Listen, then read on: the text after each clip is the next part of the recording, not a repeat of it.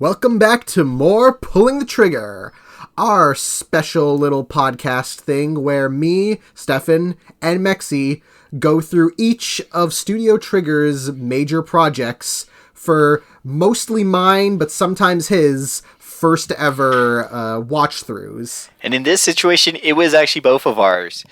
Because now we're starting to get into the more recent stuff.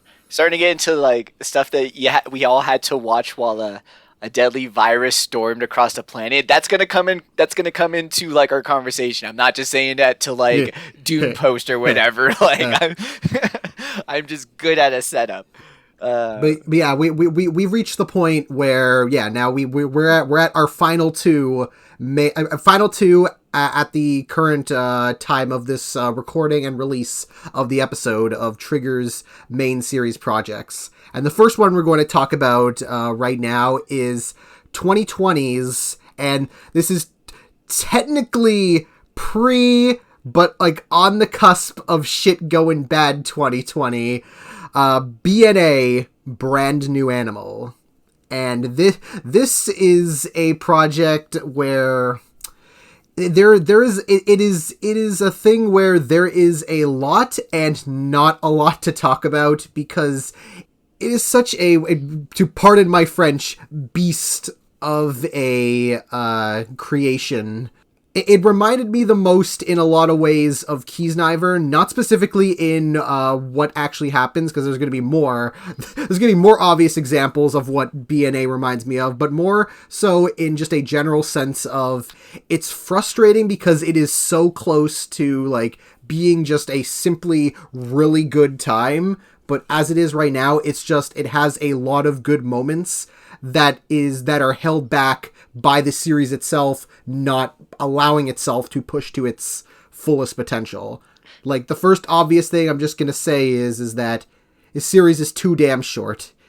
12 episodes is not enough that it needed for this, and you can go through, like, you're watching it and it's like, yeah, they don't have any of the time to really show off all of the ideas that they have and really take advantage of everything great that they do have that's in here. And it just becomes like a lot, and that's what we're gonna go into now. It's kind of the interesting anomaly of BNA. Before we get into like the show itself and obviously the things that the show attempts to tackle and grapple, but in terms of the show itself, its structure, Trigger has done amazing things with 12 episodes. I mean, we've gone into a suicidal girl's mind and back in 12 episodes.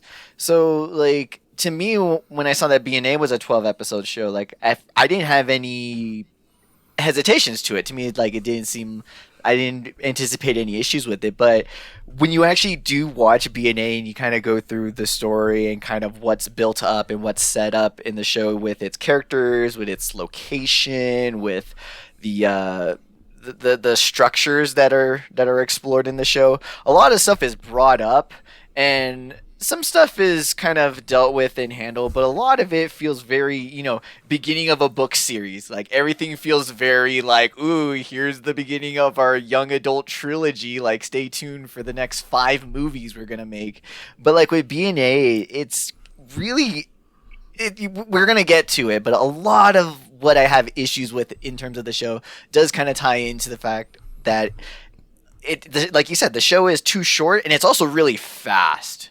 And normally, when we're a Trigger show, you think that's a good thing. Like, Inferno Cop is a fast show, but BNA is rushing through a lot of stuff really quick. And so, like, when we get into things specifically, it's kind of going to tie into that a lot, where it's like, I'll like the core idea, or I'll kind of like what's being touched on.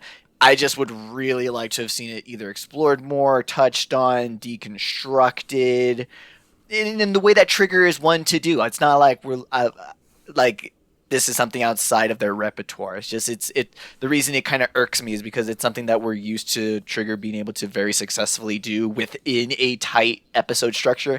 And just BNA, I don't know. And to me, I almost want to feel like a good part of it is its proximity to Promare's development. That if I feel like maybe there was just things just needed to move along and had to just make it through the whole process so that there was a completed product. But I don't know the full like development story of it, so I don't want to make a claim like that. It just feels like at the end when you watch the final product that, you know, it's done, it's completed, sticks the landing. But a lot of it just kind of felt like it could have been explored more, could have been a lot tighter, or could have just gotten a few more episodes of depth. But you know, it happens. Okay, so I think it is important to kind of look into a little bit of like the background of like where this is coming from, to kind of like to give you an idea of like why exactly and how exactly, not fully, but it does kind of paint a clear picture of like what, like where this series was coming from. Because yeah, like well, first is that the project is directed by Yo Yoshinari, who was the creator of Little Witch Academia. This is his follow-up to that series, and of course, we both and lots of people online like really love Little Witch Academia. And it was like, it was a series like of all the Trigger projects, it was the one that was like perfect and prime for a sequel, of like just a second season that like we even said in the videos, like, yeah, we wanted like more of this world, more of these characters, like exploring like their development, like going further with everything. But it's like, and what ended up, and what is, it isn't really spoken a lot, but they did actually start developing a second season a little bit after the release of that first season. However, what ended up happening was that they apparently they just couldn't like really figure out what exactly like they couldn't figure out like exactly what they wanted to do with it, so instead Yoshinari ended up developing the idea for BNA, and like that's why that ended up happening. So BNA was the direct result of the original development of Little Witch Academia 2. And also, because it's something is that, just like how Little Witch was distributed by Netflix, BNA was co-produced by Netflix. So because of that, it makes me think that Netflix themselves came to Trigger and be like, hey, give us more Little Witch. They started developing it. They couldn't figure out something. He thought of the different idea to do BNA. So they were like, okay, yeah, just go ahead and give us a new project, whatever works. But also makes me think that they specifically gave them a 12 episode like order, and were like, they wouldn't extend it for them, so they had to work with that 12 episode chunk. And like that isn't confirmed at all, but that's literally just me guessing. But I do know for a fact that the Little Witch 2 led to BNA, and Netflix was straight up the co-producer after they distributed Little Witch. So it's like all these pieces are connected. So I'm like, that feels like a very plausible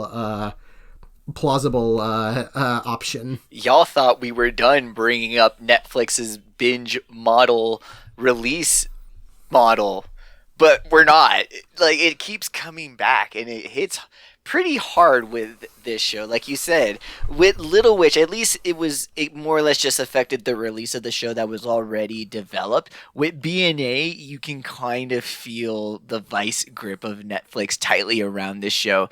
Like, it kind of also explains why we only got one season of BNA in the first place versus, you know, Little Witch is structured already as a 2-season show, but it's more on like the anime definition of season, and even that has the word seasons lost all meaning aside from like artist contracts versus what a viewer thinks of as a season versus what your Netflix guide says is a season. So it's a mess in terms of like production links and stuff. But again, that's where it's kind of the shame. Usually if there was one studio, they'd be like, who can rock 12 episodes, I'd be like, Trigger, like easy peasy.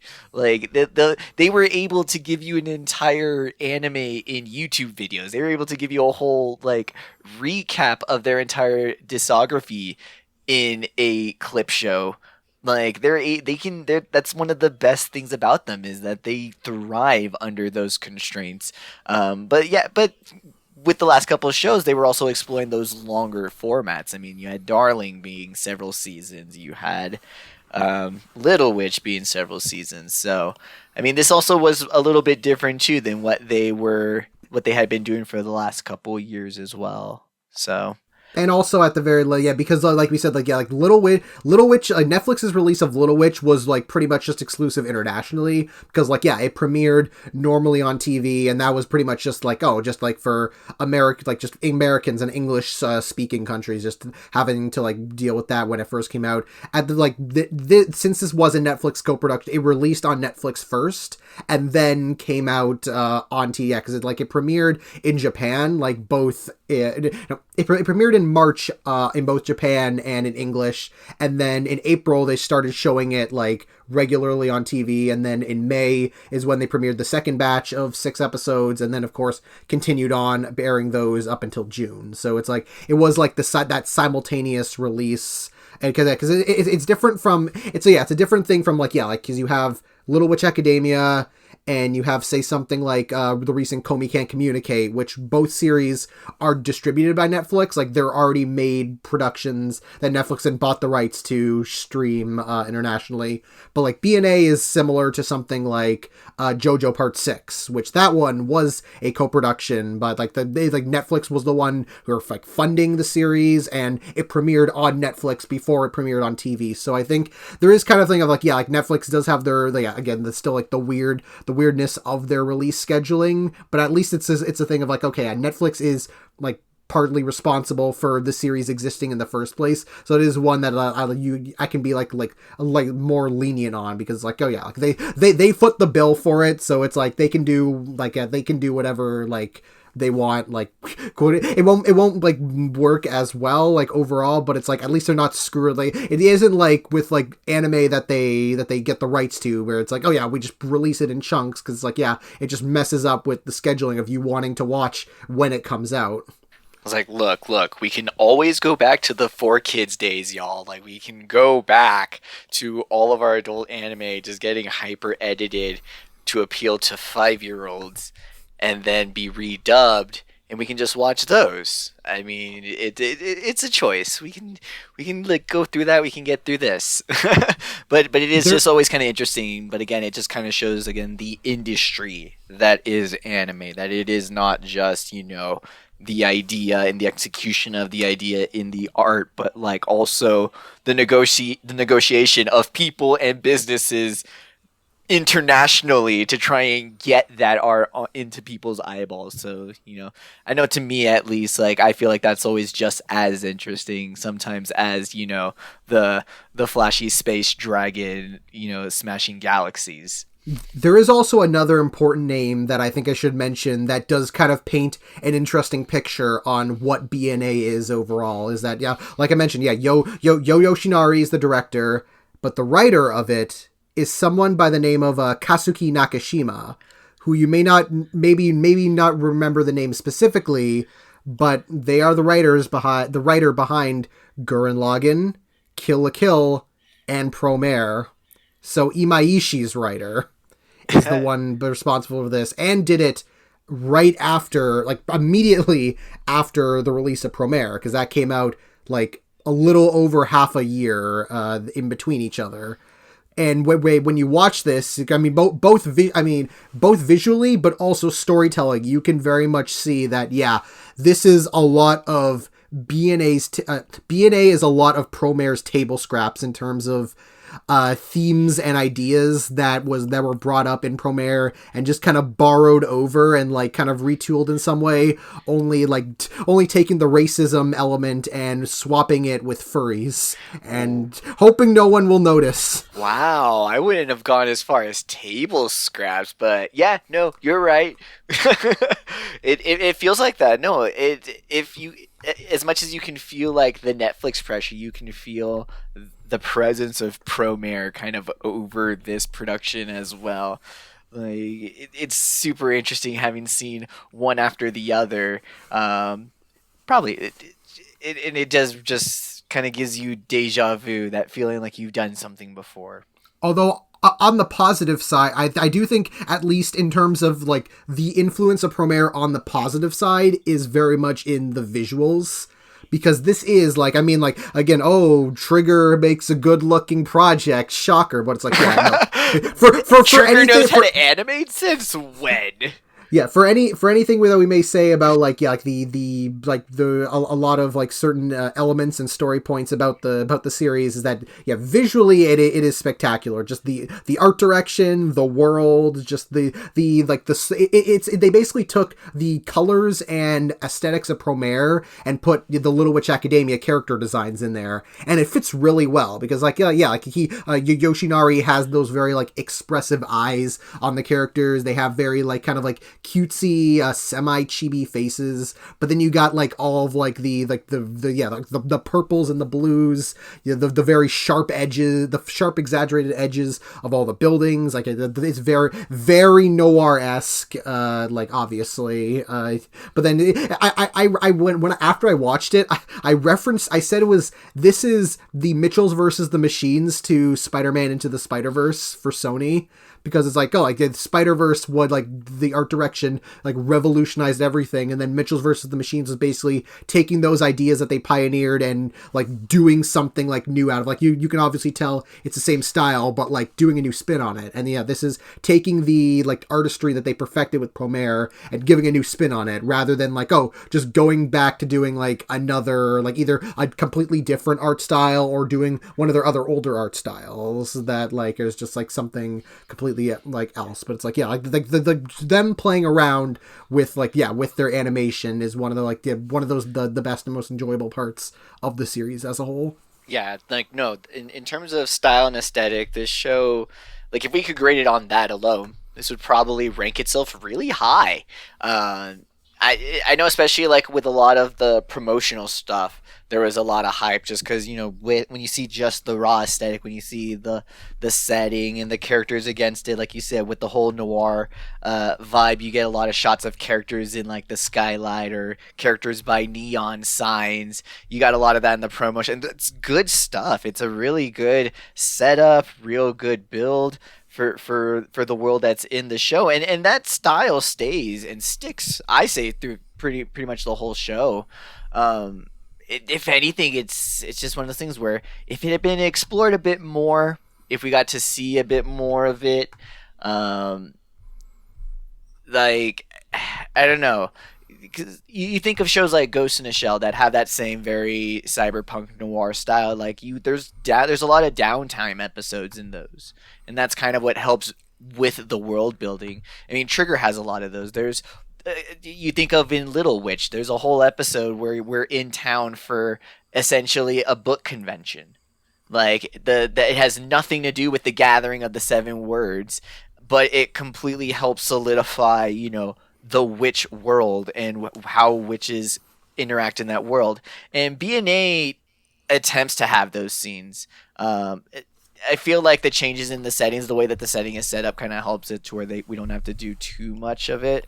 But even what little we have, I feel is too little in that it could the aesthetic just kind of needs an extra push in terms of substance behind it. But hey, the way it looks and the deliverance on the style is, like I said, some of Trigger's best. There was like even as described as scraps, it's the good healthy scraps. Like it's the stuff that your dog will be begging for like the rest of the year. Like it's the good shit. Yeah, because structurally it is very much in the same way of like Little Witch Academia, where you have the first half of the series is a lot of like episodic world building of like, here's the characters put into a situation, they do like here they have like a little tiny adventure, and that adventure like tells you something about the world or about who these characters are, and it's like, oh, it gives you that time for them to really develop, so that the second half of the story is when like the plot actually kicks in. And like with the first episode of like the second half of Little Witch is when we get introduced to our antagonist, we get a more clear idea, like a little bit of the plot stuff was introduced in the first half, but that's like now we have a more clear idea of like, oh, what's going on, what's the stakes, we want to find out like where this is going to lead to, and then you have a whole second 12 episode season to deal with that. But with BNA they do that same thing, but it's cut completely in half. So you have 6 episodes to do the kind of world building episodic nature, and then the other 6 episodes to tell like the actual plot and like unravel the mysteries behind what is actually going on. And it's like, yeah, you really see that you really needed like a full 12 episodes of just the characters in the city doing stuff more, like just doing more stuff to give them more interactions with each other, have them develop more, like showing little parts of the world that like we only got like very glimpses of in this version. And then that other 12 episodes you can fully focus on like the main, what should be the main important like relationship, like that seems to be driving the emotional core of the story, and give it that time it needs, and then also develop like the undergoing mystery that was teased in that beginning first half. Like, to go back to Little Witch, the main theme, the main struggle in that series, the energy crisis, the magical energy crisis, that's explored for the duration of the whole show, from first episode to last episode. Magic as an energy source, and the allocation, and the limited amount that there is in the world is a huge part of that story. The idea of even the new magic versus old magic isn't even introduced until Croy shows up in episode 13. Like, yeah, the first episode of the second half. Yeah, so we get 12 episodes where we're introduced to the idea. Like, we're given bits and pieces of the status quo with the crisis, of the school being in debt, of the limited range of magic, and it's kind of set up cleverly in the show as like the rules of magic, but it's very much these are economical rules. These are not, well, magic just works that way. It's like, no, it's because we're limited. It's because we don't have enough money for magic, basically. And then once Croy shows up, then you have the new conflict of new magic versus old magic, and it's a buildup of the initial conflict there, that there is a crisis of magic, and then you introduce that twist into it, and then you're given that new conflict for the solid second half of the show. Versus in BNA tries to bring in just as many topics as Little Witch plus like 10 more, and literally just presents them. And it's like, this is a problem, and it's going to be a problem for the next 12 episodes, so hang on. Like, so it's kind of one of the faults in that rush process, is that versus some things get to go through the whole cycle really quickly, there are some things that like the whole process is just cut out, and it's just, a systemic issue of the world is just dropped and then just given to you, and it's like, here you go, have at it. And then it does it about 5 more times, and then by that time you're done watching the second episode, and oh god. It's kind of where it shows. I don't know if it's maybe in the difference in writing, but to me I feel it's sort of kind of the issue of the shorter episode length, and then also, yeah, coming off the heels of most of a good chunk of the team working on a movie. Yeah, and I think we can just jump right into just explaining the premise and like what it actually is about, and then we can jump into more detail of like how the shortened episodes kind of like hinder it a bit, and like and as well as also the little glimpses of like greatness that is sprinkled throughout, that it's like, if you just developed it a bit more, it would have been like even better. Yeah, it's still there. I mean, it's like you said, very Keys and Ivory. Good nuggets. So in the world, there are these people known as beastmen, which are like animalistic like creatures that can transform into humans. Like they can go back and forth. They think for themselves, like speed. It's like, yeah. Are you all familiar with a furry? It's one of them. Yeah. So of course it's the whole thing of like, they exist in the world. They're of course very prejudiced. The series occurs 10 years after a place known as Anima City was founded, which is basically a city where all beastmen all over the world can come in, live together in harmony, away from prejudice and from humans, and just be happy together. And so it's the 10-year anniversary where they're celebrating like from its founding. And the series focus is on a girl named Michiru, who is a human that through reasons that she doesn't know of yet, transforms into a Tanuki beastman, and so goes to Anima City in order to find answers behind her quote unquote beastman-itis. and in the process she runs into this basically like a sleuth protector known as Shiro, who's like a big blue and white wolf and it basically turns into kind of like the your very typical like Pixar-esque buddy cop adventure, as you have crazy Michiru trying to get the help from the very stubborn Shiro as they explore Anima City, discover some of kind of the underbellies of the world and like the problems that are going on with it, and then learning more and more about like what actually went on with their transformation and further plans that are going on in the background from other suspicious characters. And also there's maybe some toxic lesbianism thrown in there for good measure. And also, again, we hope you watch Promare because it will be on the exam. Because firstly there's the thing of like I said multiple times like after watching it, is that it's basically like the whole story is essentially Promare by way of Zootopia and Beastars. Because it's like we said in the video of like, oh, Promare feels like it's borrowing a lot of like little things from other series, maybe intentional, maybe not intentional. But like with BNA, it feels like there is so much Zootopia in here that I feel like it has to be intentional, just because like the way of like the world, like the way the city is designed, the way the city functions, the fact that there's like this ongoing conspiracy going on regarding like the characters turning feral. There's just the whole kind of like how it's used like for its symbolism of racism. It's just like, yeah, there is so much of that DNA put in, and in a funny way, because since Zootopia has kind of been looked upon of being like, oh, like people still really like it, but it's like it'd been dissected of being not as like perfect an analogy as one may seem. And BNA somehow is a worse overall analogy and like and execution than Zootopia did. And I think that it's such a weird like thing that like, you would think that BNA would find the way to be like, oh well, we're gonna do that correctly, and it kind of doesn't. It's some of the unfortunate thing that you have to think about, especially when you look at anime too. Just kind of looking at the cultural context that it comes from, the fact that these are animations made by people in Japan, people of Japanese culture, and just how homogenized that culture is and how long it's been homogenized. And so you kind of have to always have that in the back of the mind, that's like any sort of exploration of, societal dissent, of this idea of inherent diversity, or that there are ideas, or that there are problems that need to be considered that come about from diversity there as well.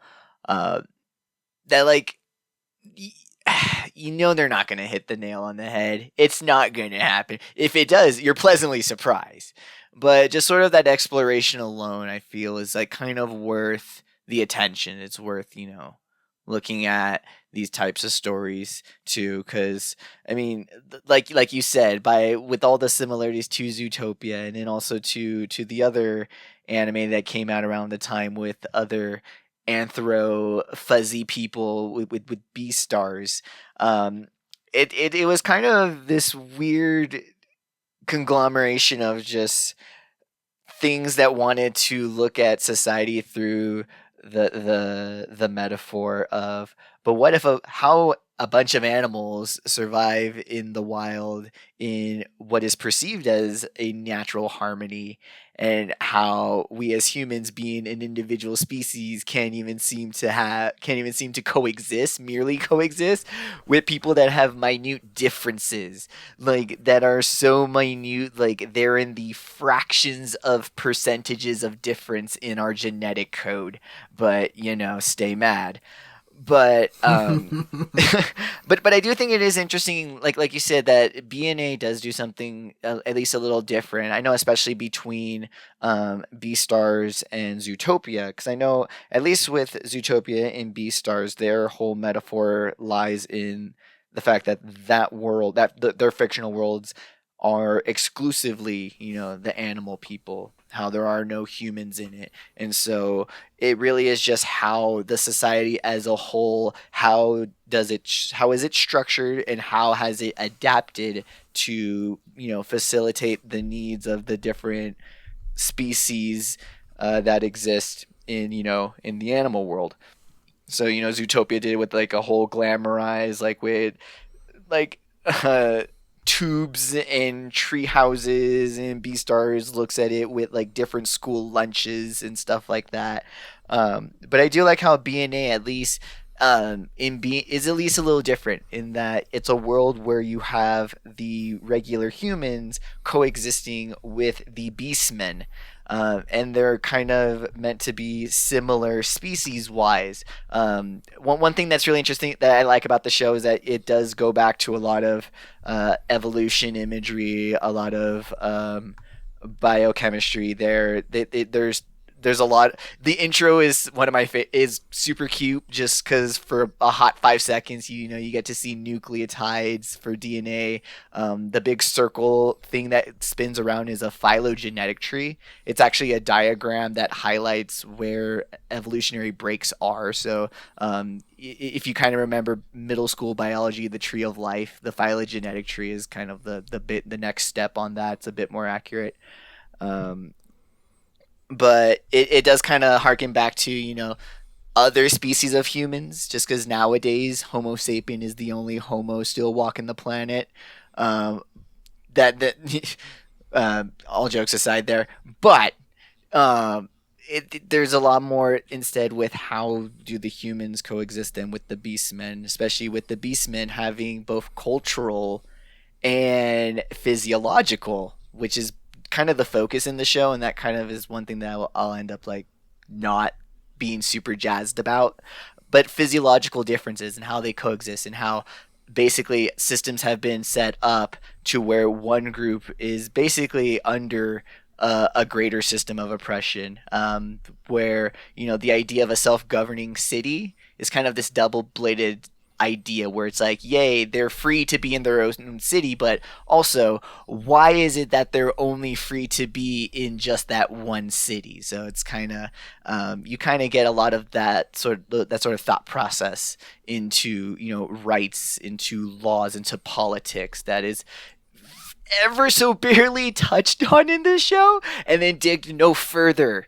But it is really interesting, at least that they try to go in a unique direction with the Beastmen allegory, in terms of looking at it as another way to look at society and oppression, not so much in the way that like Promare did it, where there were literal, gazpacho and ICE agents like hunting down people, but more that you know when when the government does acknowledge that these people need to not be hunted down, how then do you keep them safe while society still has anger and animosity towards them? And then also the fact that there's anger and animosity even within that oppressive group that Beastars does actually look at it as well too. But it does kind of just seem like with the animal allegory, just tends to be more that it allows the artist to more show like the extremes of humanity, and Beastar does that a lot, where the beastmen solve everything with literal physical violence. Whoever can punch the strongest is the right one. They're heavily addicted to gambling. They're incredibly proudful. So it kind of gets a little twisted, I feel. But Trigger kind of was using the whole beastman analogy there to kind of also look at some of the like darker vices of just regular humanity, and just kind of how that played into that society. And it does play a pretty big part in a couple of the world building episodes. So I do like how it did seem really cliche that it was like, oh goodness, another furry thing, like after they were all coming out at the same time. But it was nice that at least with BNA, when looking at what it was trying to use the Beastmen to represent, it was something that was at least a little bit different than the other projects that were going on, everyone was really comparing it to at the time. And like especially with the ideas that they do they do bring up. Again, this is just another issue with the time length, because like they'll introduce, like they'll have an episode which introduces like an interesting conflict and idea, then they'll go through within the episode and then they won't really address it again, and then they just kind of move on to the next problem, because they don't have enough time to really linger on it again. Like in the second episode has Michiru going to kind of like a seedy part. She goes to the seedy part of town, and like the group, like the women running it, like make her like teach all the orphans like how to read and stuff like that. And then it turns out that they go ahead and like sell them off. So then she has to deal with that. And in the end, it just kind of ends with them all being arrested for selling off the children, and being like, well, we have to do that for Survive, and then they don't really show up again, and that doesn't really get mentioned again. It was nuts, that second episode, because I'm watching BNA and I'm like, I get it, it's gonna be the furry show about racism, and then I'm watching the second episode, I'm like, wait, is BNA the furry show about misogyny? It's about the patriarchy, but then it ends out not to be. It's still kind of about the racism, but it almost completely drops the whole child trafficking, like hyper patriarchy thing, and like, it's a little silly, kind of, when you get to the end of this show, when you're like, wait, but what about that whole episode?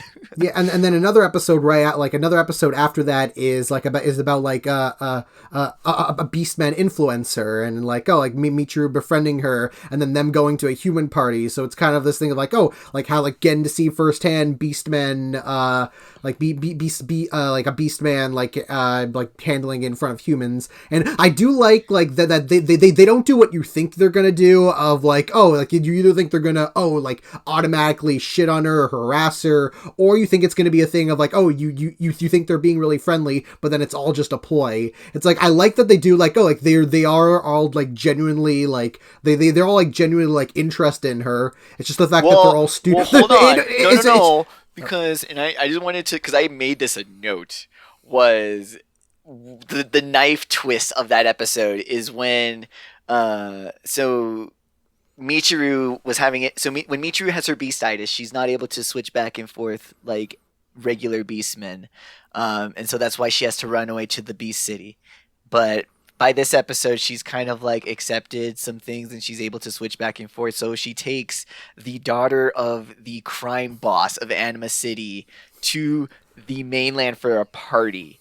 And it's there that they find out that she's a beastman. And they do a whole speech. And the knife twist for me is when the hostess of the party is like, we would like to toast to her for her bravery. And it's like, What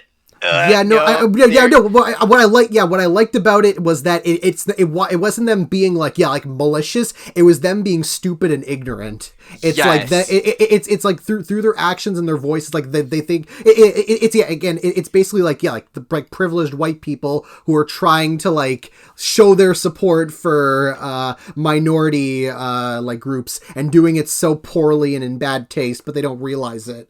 Like, their Beastman party was literally just a blackface party. Exactly. If you line the metaphors up. And I think doing that is like, it's so much more interesting and like different than like, again, just making it just like a bully thing. Because even the ending is like, when they throw her in the water, it's like, she's a dolphin, she can handle water, and it's like she still needs air.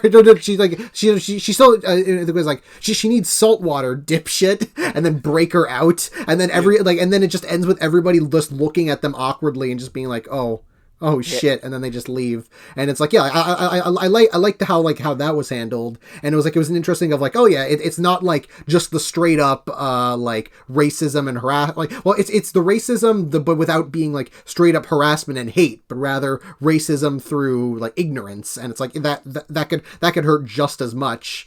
But it's also a thing of like that it doesn't really go anywhere, and they don't do like the girl doesn't even show, like she shows up as a cameo at one point in the final episode, but that's it. She doesn't come up, she doesn't come back again. And it's like, I liked her in that episode. It's like, it's so weird that she like doesn't appear at all again. Which again is clearly because they didn't have enough time to bring her back in a meaningful way. One cute observation that I just kind of wanted to make was so in the first episode, when Michiru is trying to get to Anima City, she's having to hide from anti-Beastmen humans. It because it starts in a subway where there's the signs for like let's all get along, that they're trying to like build public peace, because that's the main conflict, is that legally the beastmen have earned their rights, they have their city. It's just a matter of getting the humans to agree and chill out and just be a bit more open and accepting. So that whole scene where she's trying to hide from them, she's wearing a red hood. It's like a dark red, but definitely with the fact that Shiro is a wolf and Michiru being like his sidekick. I like the whole Little Red Riding Hood aesthetic that she's going for at the beginning, and then with Nina. Being that influencer, and I think they even literally say it too, with her having a lot of Little Mermaid vibes. She even has a box of gadgets and gizmos aplenty. So I do like how even though it's very much like modern aesthetic and modern styling, the fact that a lot of the characters have these like fairy tale designs to them. I mean, I know with Shiro, I mean, it's kind of hard not to when you literally have just a wolf daddy character to give you like big bad wolf vibes, but like it is kind of cool that throughout the rest of the cast you have those little things, but it's not like super heavy into it. I mean, you have other main characters where you have like the Rooster Man and the Koala Wife, I think they're a cute little couple, but I think it's cute too that like it's a lot of you do get a diversity of the characters. It's just quite a shame, and it's kind of a funny twist in the show too, is that even though she ran away to the city that is supposed to be the haven for all beastmen, in like just their day-to-day lives, the beastmen prefer to just be in human form. And I have a sneaking suspicion that is a choice that the animators made. I'm not saying. It just feels like, isn't it easier to just draw a crowd of people faces than having to draw a Rooster Man and then a Tiger Man and then a Snake Man? Like, I get it. Like, I'm not even saying it as a negative. It's just, I didn't get it at first, but when I was like rewatching the show, I was like, hey, wait a minute. That feels like an artist decision, not a Beastman lore thing. I feel you could have come up with a better idea there, but it is something weird about like because like that's the whole thing with the whole thing with the Beastmen, is that they can basically freely change back and forth between a human form and beast form, like at will, like there isn't any like arbitrary laws or rules that they have to follow. It's like their bodies, they can handle going back and forth between Beastmen and human form. It's just Beastmen are obviously like they're obviously like they're obviously the much stronger form, but it's like there isn't any like negative reasons to like not like it's not like, oh, like we can only become human for a certain period of time. It's like, no, like there's no like issues with it. And like the Michiru's like initial thing is that she absolutely like cannot, like no matter how sure she tries, she can't transform back into a human. And then instead she ends up discovering that that instead of being able to like easily transform into a human, she discovers that she has like the ability to transform her body into other things. Like she learns that she can like stretch like Mr. Fantastic, or she can like make a giant fist like Ms. Marvel, and it's like she can grow wings and start flying. It's like it's all of these little things, and then like in the influencer episode, she finally figures out that, oh, now I can transform into a human. But then for the rest of the series, she pretty much never does that again. And like the explanation is that, oh, like she feel it's a weird thing where she says that, oh, it feels more comfortable for her to be in her Beastman form than to transform into a human. I think she says like oh, it's like breathing or something like that. And I like that. I mean, it's not to say it's specifically anything, but if anyone knows that whenever your body goes through a change that just makes you feel more comfortable and more alive, yeah, shit feels good. Yeah, it's just definitely like an interesting, like, probably, because again, like the rest of the series, like the rest of the Beastmen going back and forth between human and Beastman mode is basically treated like just like a very casual thing. Well, with her, it's this thing of like, oh yeah, she pretty much just is always in beast form. I'm pretty sure she only transforms, other than the influencer episode, I'm pretty sure she only transforms into a human one other time in the series.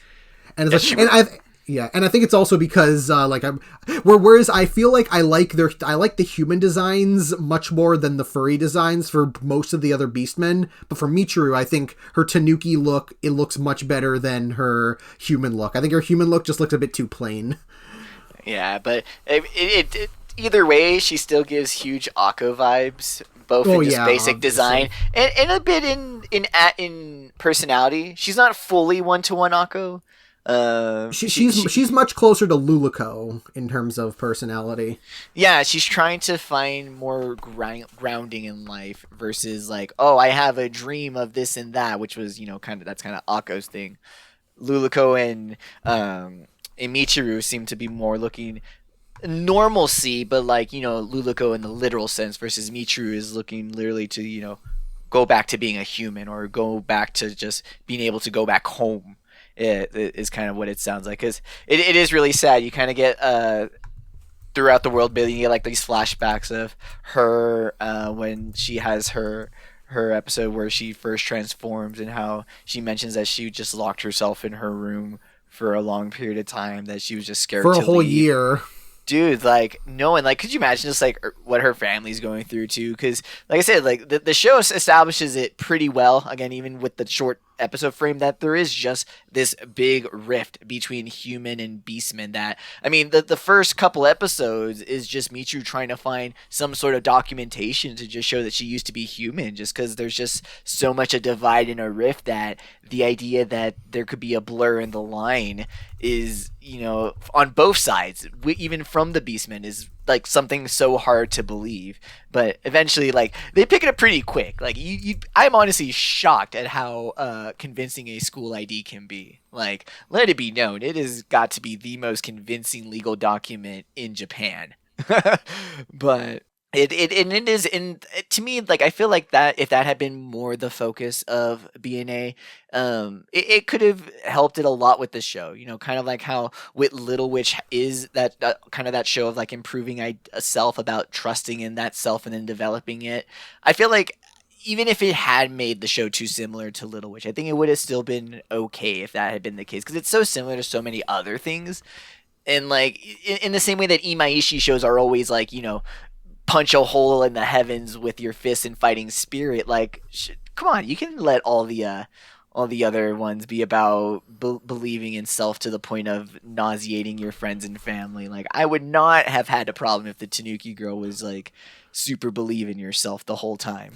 I think the big difference defining point of the series in comparison to the other Trigger projects is that it's very much like the buddy mentor, like the buddy mentor, like odd couple like series, like pretty much more than any other one, because like every like the experienced mentor character is always like just they're always just a side piece in the series, when like in Little Witch Academia, like Chariot is just they're the mentor, but they're like a piece on the side. It's not like it's Akko and her friends and then her. Well, like here it is very much Michiru and Shiro, and like they're like developing bond with each other. I never really thought of it as like this is that BNA is also Little Witch, but if Chariot was as main a character as the other two girls, like, Yeah. Yeah, I didn't even think of that, but you're absolutely correct. And I think their dynamic is probably, again, other than the visuals, their dynamic is a lot like helps like salvage a lot of like the good like in the series, because like they're both really like likable, and like it's a good core. They're interact. Yeah.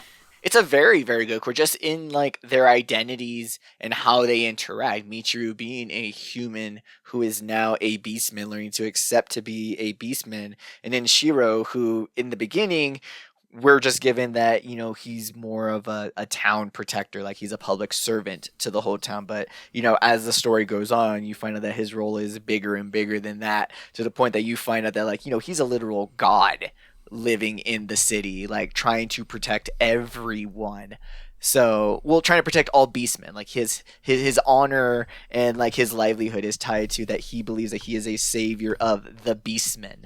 And so, having him hang out with someone who is now a beastman, but who was not a beastman. And that's kind of the thing too with Michiru. The fact that she does prefer being in her more animal form versus human form is kind of one of like a laundry list of things that the show kind of sprinkles in to like show that even though she looks like a Tanuki girl, she's not a beastman. She's different from them. Even if she is coexisting and living with them and caring about them, she is still different from them. And it starts with like little things like preferring to be in her animal form, but then later on it kind of culminates into the big solution of how to beat the big bad is that we're different, we're all different, and that's the best part of us, and yada yada. Those are the plots. But I do just kind of like you said, just that dynamic and that the interaction between the two. It just needed episodes. Like if any anime had needed a beach episode, it was this one. This one kind of needed one. I would have taken it because at least it would have given them like some buddy time. Yeah, because it's like because again, especially because since it is so small, like their relationship is you can kind of tell, like especially on reflection, that the relationship is pretty fast forwarded a bit. Of like, oh, you get a lot of the bickering at the beginning, but like maybe a bit faster than you might have thought. Is like, oh, he starts to like warm up to her a bit like more, and like you have like those moments where they do have their like blow-ups and fights, but then they almost immediately get resolved. So it's like, oh, like those kind of issues don't really get developed as much as you think they would or they could. But it's also but it's just their chemistry of just bouncing off each other. It's just very fun because again you have the wild, like very expressive and hyper like Michiru, who is just very over the top about everything, and then Shiro is very he's very he's the straight man who's very like straight faced, very serious, very to the point, but he can still but he still has his quips to whatever weird things Michiru ends up doing. And again, it's just the fact that he's a big badass like wolf guy. You can kick your ass, and it's just like he's just a generally really cool like character of just that old like the old mentor guy who's also he's basically kind of he's very like Harrison Ford and Blade Runner-esque of just that noir detective with his big like coat, and like he's taking jobs for the police, solving crimes, always in the shadows of the streets, doing the shady deal, like figuring out the shady dealings, and then you also have like the moments when like in the very first episode when he's like crying tears of joy over his pride of the Beastman. It was like, oh, like he has those feelings that he wants to express as well. Yeah. And then he's also got the super sniffer. That's his Batman mode. Which is funny because I think more than half of the plans in this show involve someone using stuff that covers their scent. And it's like, and it makes it even more funny because Shiro's scent power is so powerful. Like, it's tied into the law. Like, the cops have a whole ass episode where they have to tell a guy, it's like, we're taking his smell as pure as an admission. Like, you're under arrest, no trial. The dog said you did it because he smelled you. It's like, wow, that is. Like, I get it's because he's a good guy and he would never be corrupted and use his nose for bad, but I just think it's fucking hilarious that the wolf cop's nose is basically Minority Report. Like, it is judge, jury, and executioner of beastmen. So, just don't smell funny around him, y'all. But I think it's funny because you always say I don't know why, but every time you always got to bring stuff back to Blade Runner. It's like, oh, Anima City, it's just Blade Runner. It's like, okay, yeah, but for the rest of us, it's actually the city from the Rayquaza movie again. It's the Keysniver city again. But I say Blade Runner because Blade Runner is that originator. It is that the sci-fi noir with all those colors. It's like, yeah, of course. Like Akira is the one. We could say Akira too, but Akira also kind of took some influence from Blade Runner as well. So it's like So it's like, yeah, it all is just those design. Yeah, it's just the and or we could even say Detective Pikachu. That also counts. Man, the Blade Runner influence on Detective Pikachu. I mean, Ryan Reynolds is right there. And I mean the plot, like the ultimate plot in Detective Pikachu is kind of similar to what's going on over here. So I mean, Pokemon nanomachines, same diff. But yeah, and there is like because there's a couple other like little like points and characters that we should mention that like before getting into a bit more of the deep dive, which the ones that are a bit more because we talk about how much we really like Michiru and Shiro, but then there's kind of the other two where it's like I want to like them more, but it's the story does some weird things with them that it's like. That it just kind of annoys me because it's like the first one is obviously you got the token ambiguous rival character of this series, which is Nazuna, otherwise known as the toxic lesbian. Also, otherwise known as Desilude.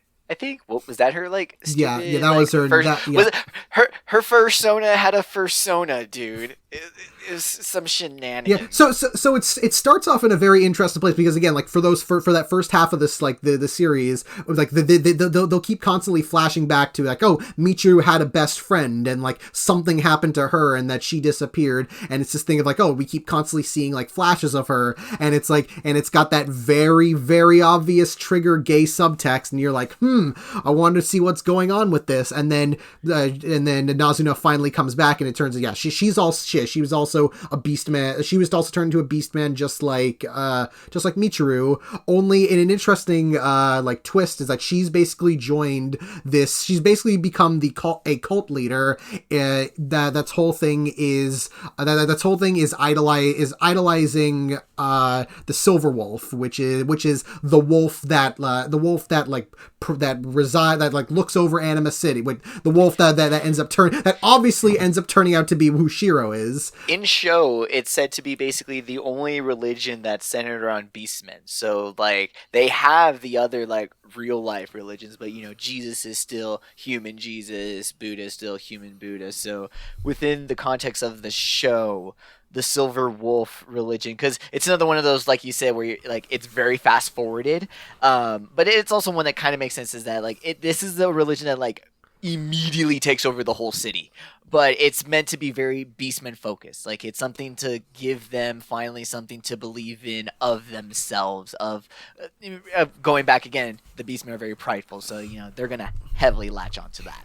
It's also a thing of like, oh, like the Silver Wolf was always like a thing, like it was always a religion that existed in Anima City, but it's the thing with the cult is that Nazuna's using her transformative like abilities to transform herself into a big silver wolf and present herself as the actual Silver Wolf, and she basically uses this as this whole thing of like, oh, like to get herself and her group into Anima City and basically spread their word. And like the thing I found really like I really liked about like this part of the story is that her whole thing is that she wants to be an idol. Like she told Michiru that she always like wanted to be an idol. So the idea is that singing. Yes. So she basically became an idol in the form of a cult leader, and like when Michiru like reunites with her, and she's like, oh, like we can find a way to like figure ourselves out, like get back to normal, and she's like, I don't want to turn back to normal. I don't want to leave. I like doing this. And Michiru's like, oh no. And it's like, yeah. She's like, what? I like girl boss gatekeeping and gaslighting. It's kind of my new thing. And she's like, oh no, my not girlfriend got crazy. And then it leads to the end of that episode has like a very interesting setup of like, yeah, like that Nazuna is so obsessed with this, like, yeah, with this idea of like idolism that she would go to become basically fake being a god to basically go all road to El Dorado on these guys. And it's like, oh, like it could lead to like such like really like interesting conflicts. But the problem is, because of the time, Michiru and Nazuna's relationship is like portrayed in such a weird like back and forth of like, oh, you think it's gonna be like stretched out where it's like, oh, they're like not on speaking terms for the longest time, and like slowly over the course of that next half of the season they'll like rekindle their relationship. But instead it's like next episode, oh, they're back together again, but then they split up again, and they're back together again, and they split up again. It's this weird back and forth of like, you think like the relationship should be developed a bit more there should be more like nuance and complexity to the thing, but it's just kind of it just ends up being like, oh, they both like kind of forgive each other but are both still doing their separate things, and it's like, and it feels very half-assed overall, and just like especially because it had such a strong like start, like again with that it has such a strong start that Trigger does with these ambiguous rival types of putting them in that antagonistic position and letting them kind of revel as being like that antagonist for a decent part of the series before eventually doing their switch of being like, oh yeah, no, I'm good and I'm on the side and maybe I'll do a kissy smooch with the main character. But with this, it's like, yeah, they just, it feels like they didn't know what to do with her when it feel like she should have been like their like developed relationship should have been that core of the second half of the season, like alongside her relationship with Shiro. But instead, like Naza just kind of feels like a piece of the puzzle that's like used like for like the core story of the series rather than as any kind of meaningful like relationship development. Because again, like as I keep repeating, it's like they carry so much like toxic lesbianism, traits toward how they treat each other and how they spoke to each other like as like very bitter exes. And it's really interesting too with Nazuna because it feels like a lot of her storyline too is on lost time, because like you said at the beginning, when we get like the flashbacks, when we get the little shows of the accident and of Nazuna being taken away, like you're not really too sure what's going on there, and it's kind of a shame because like the spooky crash scene twist ends up being she was in a crash, where it's like, oh, like there was no twist to it at all. So I feel like I mean, they could have had those scenes in maybe the first, maybe the second episode, but I feel like Nazuna really needed to have been introduced a lot sooner, especially when, like we said earlier, you have episodes like the female beastmen that just kind of get fully dropped, where it's like, that could have been an episode where, you could have still had that plot, but you could have also been using some time to start developing, the Nazuna plot line, start bringing her in. Like the Church of the Grey Wolf really could have been introduced a lot sooner. Like they talk about the Silver Wolf, the kids talk about it with Michiru in that second episode. So it really could have been like a lot thrown at the audience at one time. But I feel like, again, if the show's shorter, you're gonna have to. Like Trigger has never been shy at throwing too much crap at you at one time before, so I don't know why there would be any hesitation on this front. So I feel like they could have brought her in, especially if there wasn't going to be like a big old twist on like, oh, what happened to them at that accident. It kind of doesn't really even matter. You just need to know that they were in an accident. Nothing, what the accident was really of no consequence. So you could have just had it where like, oh man, she had an accident in her past. That gives you that plot point. We've established it, and then you could have just started bringing Nazuna and the Church of the Silver Wolf in like right away. Started building that. Started giving that more time, and that way it gets, because they basically get established in town. It becomes a weird back and forth. You get some really cool moments with Michiru, because a lot of her interactions with Shiro, it's it's formulaic in a good way. Again, because we only get the 12 episodes, nothing drags on too long. So Michiru and Shiro's interactions are pretty formulaic, but they don't tire themselves out. But they're going to be the same thing every time. It's interesting when she interacts with Nazuna, because you do get this whole interaction where when the Church of the Silver Wolf is trying to enter Anima City, they kind of need basically like the proper permits and all that stuff. They need to be allowed into the city, and at first there's basically political hesitance. Like they don't want them in because of with how the Beastmen are more inclined and more have a greater tendency towards violence. They just didn't want to like cause like a scene with like I said, it's sort of that difference where the Church of the Silver Wolf beforehand was just worshiping an idol wolf versus an actual person wolf in town. So there's a whole back and forth, and there's a really cool scene where Michiru is talking to Nazuna, and Nazuna just kind of explains that she's trying to get the church in town, and Michiru goes like into fourth gear and it's like, I can get you a meeting. I am friends with the mayor. We can do this. And you get this whole thing where she basically gets Nazuna a private meeting with the mayor on her lunch, and Nazuna basically pounces on the idea and gets everything she ever wanted, and Michiru feels like she was taken advantage of, and she thought that she was just helping. And Nazuna, it's kind of cool, she has this whole scene where she tells Michiru, like, I didn't even tell you to help me.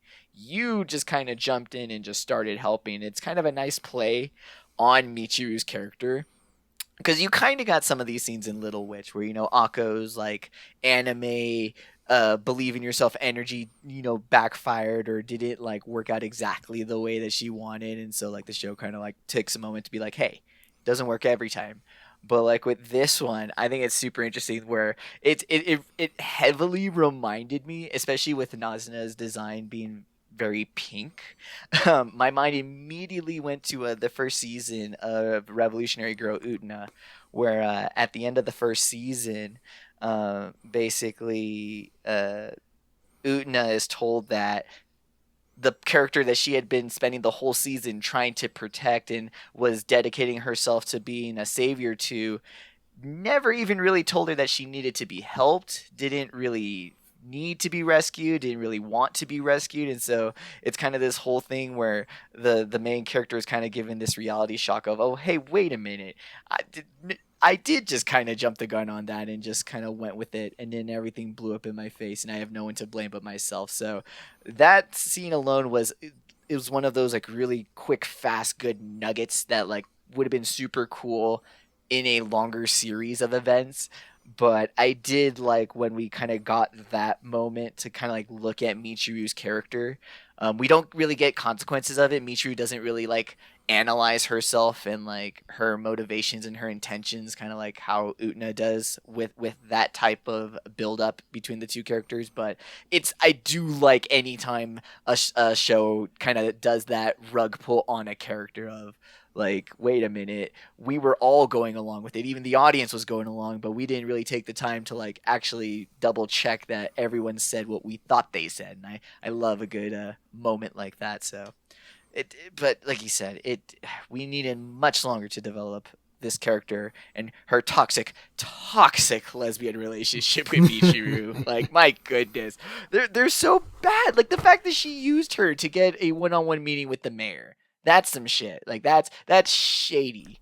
Yeah, like, and it feels like the series was trying to like build, because like at the very end of this, like the very end of the series, there's a whole thing where like we're not Nazuna's putting on a performance, and like there's a whole thing where like, oh, like Michiru needs to tell her something, and it's like, oh, it's all hinging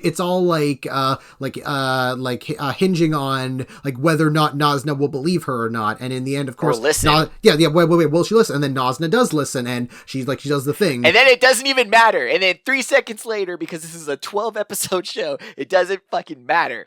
Spoilers, but and not even that, but it's like the scene doesn't really have any tension, because they established the past, like for those past 2 episodes or so, that like the two of them are on good terms, like they're talking to each other very casually, like there isn't any, like they aren't like super best friends, but they are like talking pretty casually. So like her saying that like it's treated as if it's supposed to be a big moral dilemma that Nazuna finally snaps and does in fact listen to her, but it's like, no, that's what she needed to. She just did the minimum. Well, no, it's not even that. It's just the fact that we saw for those past couple episodes that Nazuna had been treating like Michiru pretty decently already. So it's like, it doesn't feel like the scene being there after everything that had to, yeah, because you have like the scene like with them in the car, like when they're just kind of looking off into the streets and kind of like reminiscing, and then it's followed with them being like, oh, like then they're all kind of like just on good terms, chatting with each other. Singing like, the ending theme. One thing I want to say, just because the opening and the ED in this series are not all that great.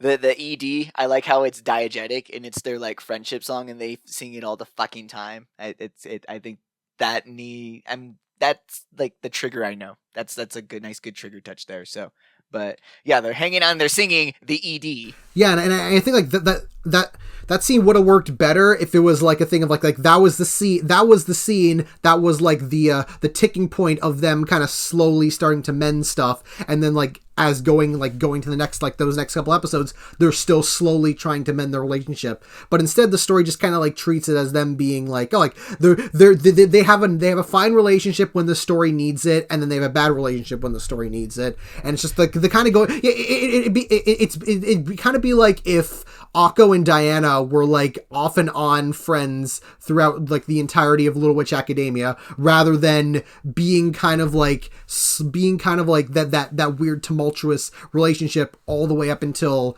Diana's episode in the second half of the season. It's like once you get there, then they're on pretty good terms, but it's like before then, they have that very like back and forth. It'd be like if that, but they were like just suddenly random episodes, they'd just be very casual with each other. It feels like Nazuna does one good thing and one bad thing every episode, and so rather than getting this like contradictory character like Satsuki, you just get this wishy-washy character where it's like, what are you doing? Where it's like there's zero consistency, because that's kind of the thing like with that type of character, with how it's written well, is that the character ends up being consistent on the rewatch. Every point like matches. Like there's never a point where they falter from the ideals that character is sticking to. With Satsuki, that's the case. With Diana, that's the case. You go back and you watch what Nazuna does, she does legitimate not nice things. Like she legitimately like fucks everyone over a couple times, and it's like this is not the same as, oh, she must be having her own ulterior motives here, because she doesn't. And like we know what her motives are.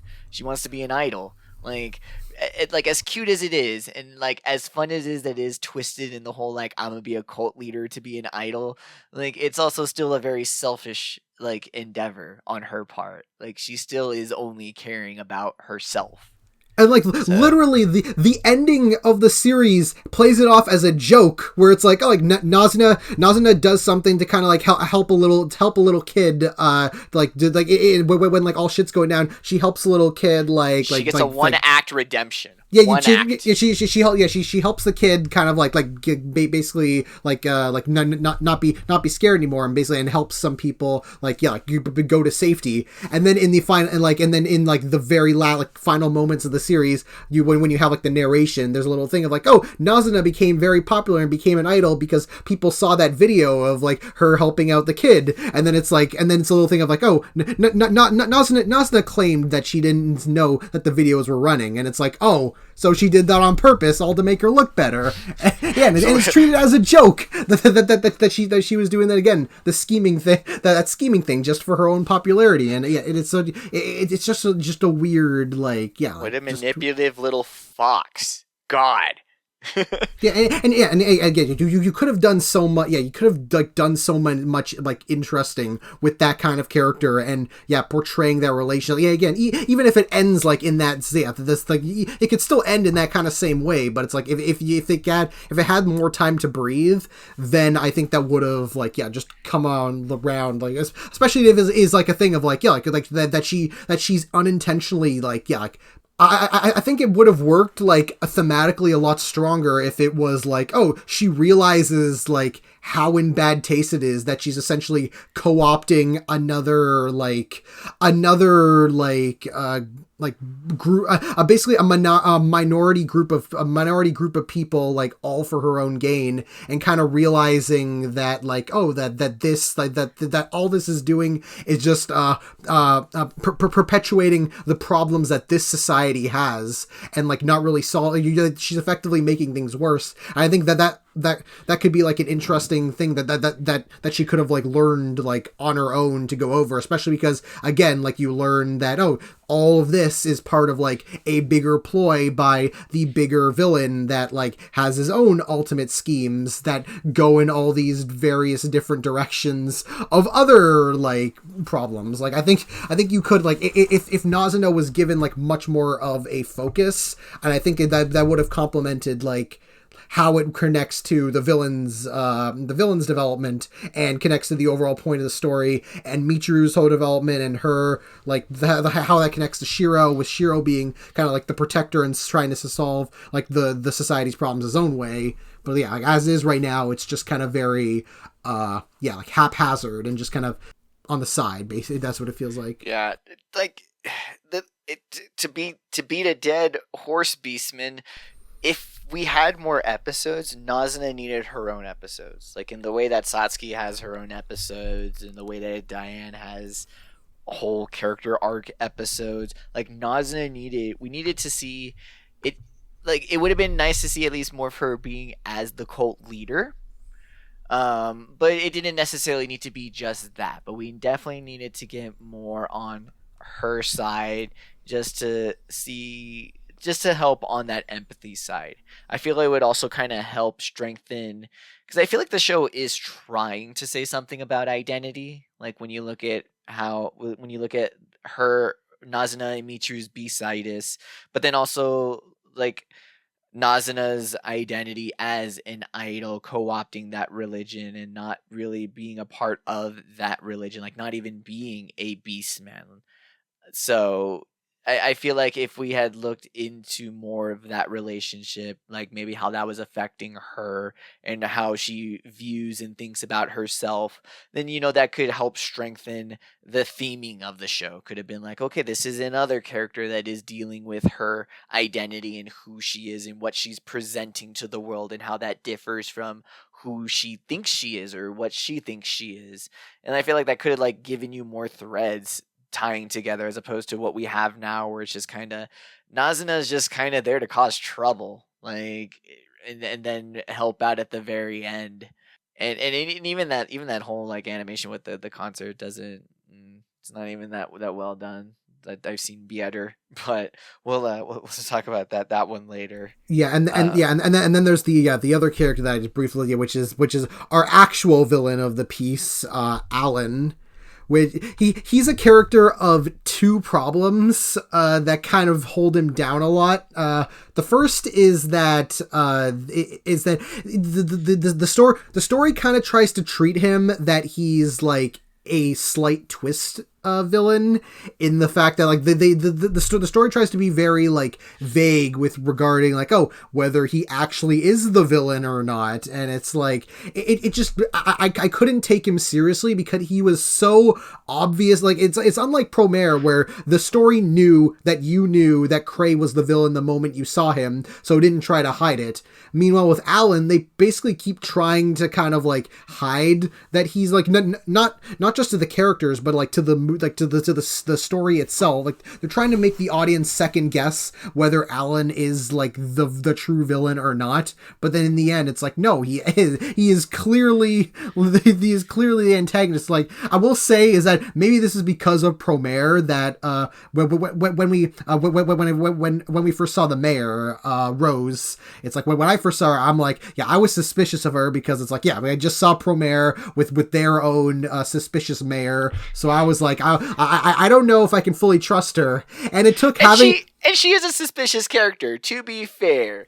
I mean, she does have a PhD in genetics. Yeah, that's shady. You can't trust someone like that. And it took a Holocaust flashback for me to go, okay, no, she's not suspicious anymore. Oh my god, no, stop, hold on, hard stop here. So when I saw the scene where it references that in this anime, in this fictional world, that the Holocaust occurred in this fictional world, and it occurred where beastmen were also murdered, like massacred in this as well.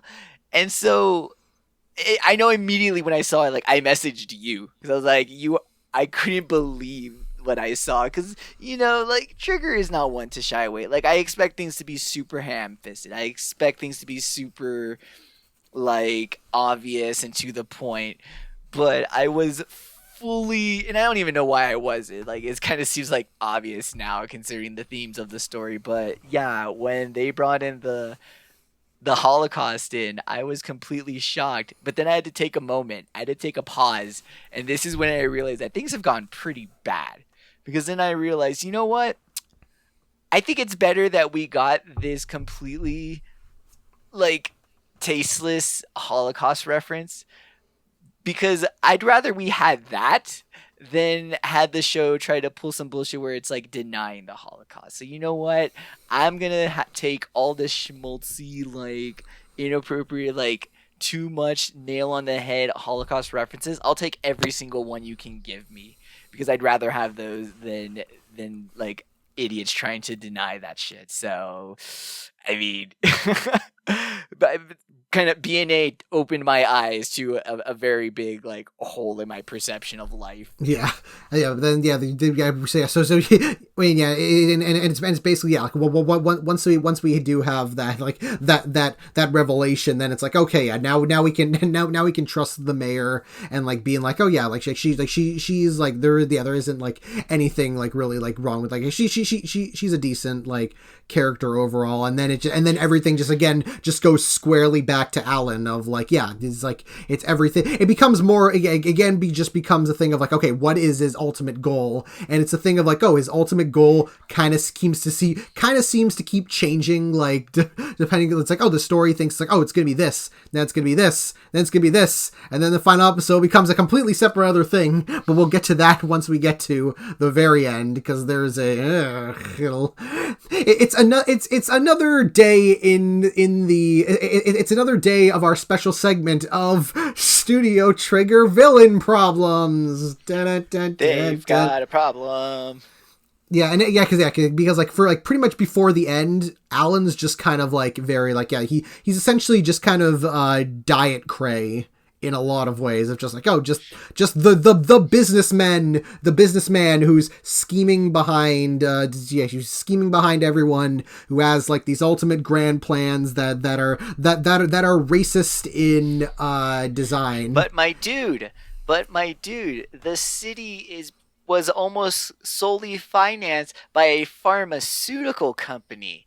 What could possibly go wrong? It is also like a thing of like because the whole stuff like with because it's like oh, it turns out that that Alan's the one like that's behind Nazuna and like helping her like become the Silver Wolf, and then it turns out that oh yeah, he's also behind like the transformation that Michiru and Nazuna did, and it's like kind of like we mentioned about like it doesn't end up being important like with the accident and everything, and it's like even there like the revelation of their transformation is basically kind of treated as like a non-issue. It's like accident. oh yeah, it was like Alan's like medicines accidentally got into Michiru and Nazuna when they were healing at the hospital, and that turned them into beastmen. Oops. And then they just kind of move on from there. It's like it was an oopsie, and now they're using their blood for experiment purposes, and that's about it. And then it's like yeah, like the actual thing, yeah, all it is done is just for an oopsie, and there isn't any big conspiracy. It's not like it's not like there's like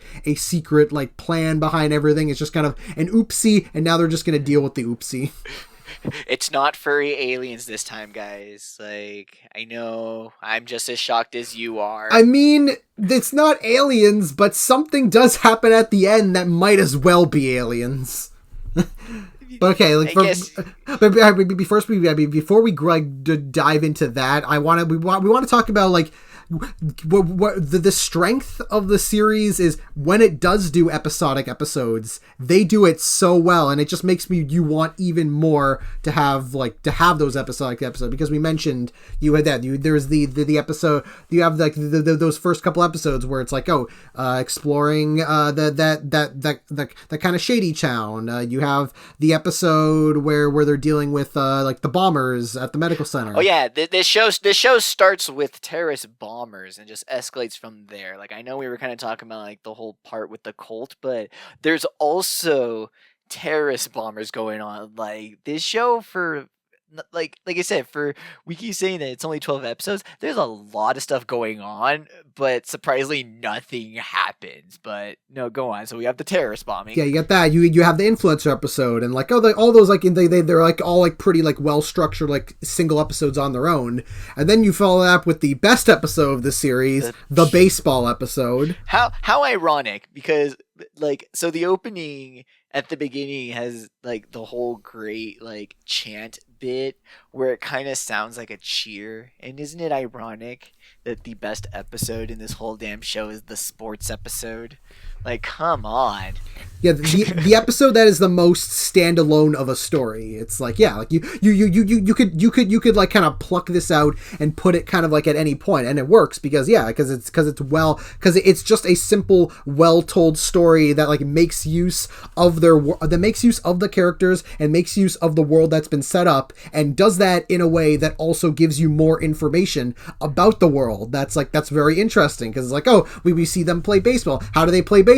Is basically who can beat the shit, who can kill the other team the first. And it's like, oh, that's really cool. You get to see more of Michiru's powers, of like, oh, how she uses her like transformative abilities to like turn into other like different parts of other animals, and like she uses that in order to play baseball. You get the whole thing of like the stuff with the coach who is basically like gambling with the mob in order to make the team lose in order to get money, and then you further explore how he was basically like the Jackie Robinson of Beastmen, but then it went badly because of course it went badly, and then it's like then you see, and then it's just it's all these like little like cool like narratives that like again play on what was set up before, and then also further like give you new things that about the world that make you that they'd be like, oh, I want to see more of like this like area of the world of this city too.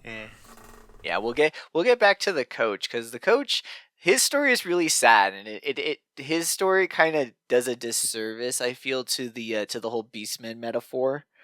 But the baseball episode is so fucking solid. Like, this could have been a furry baseball anime.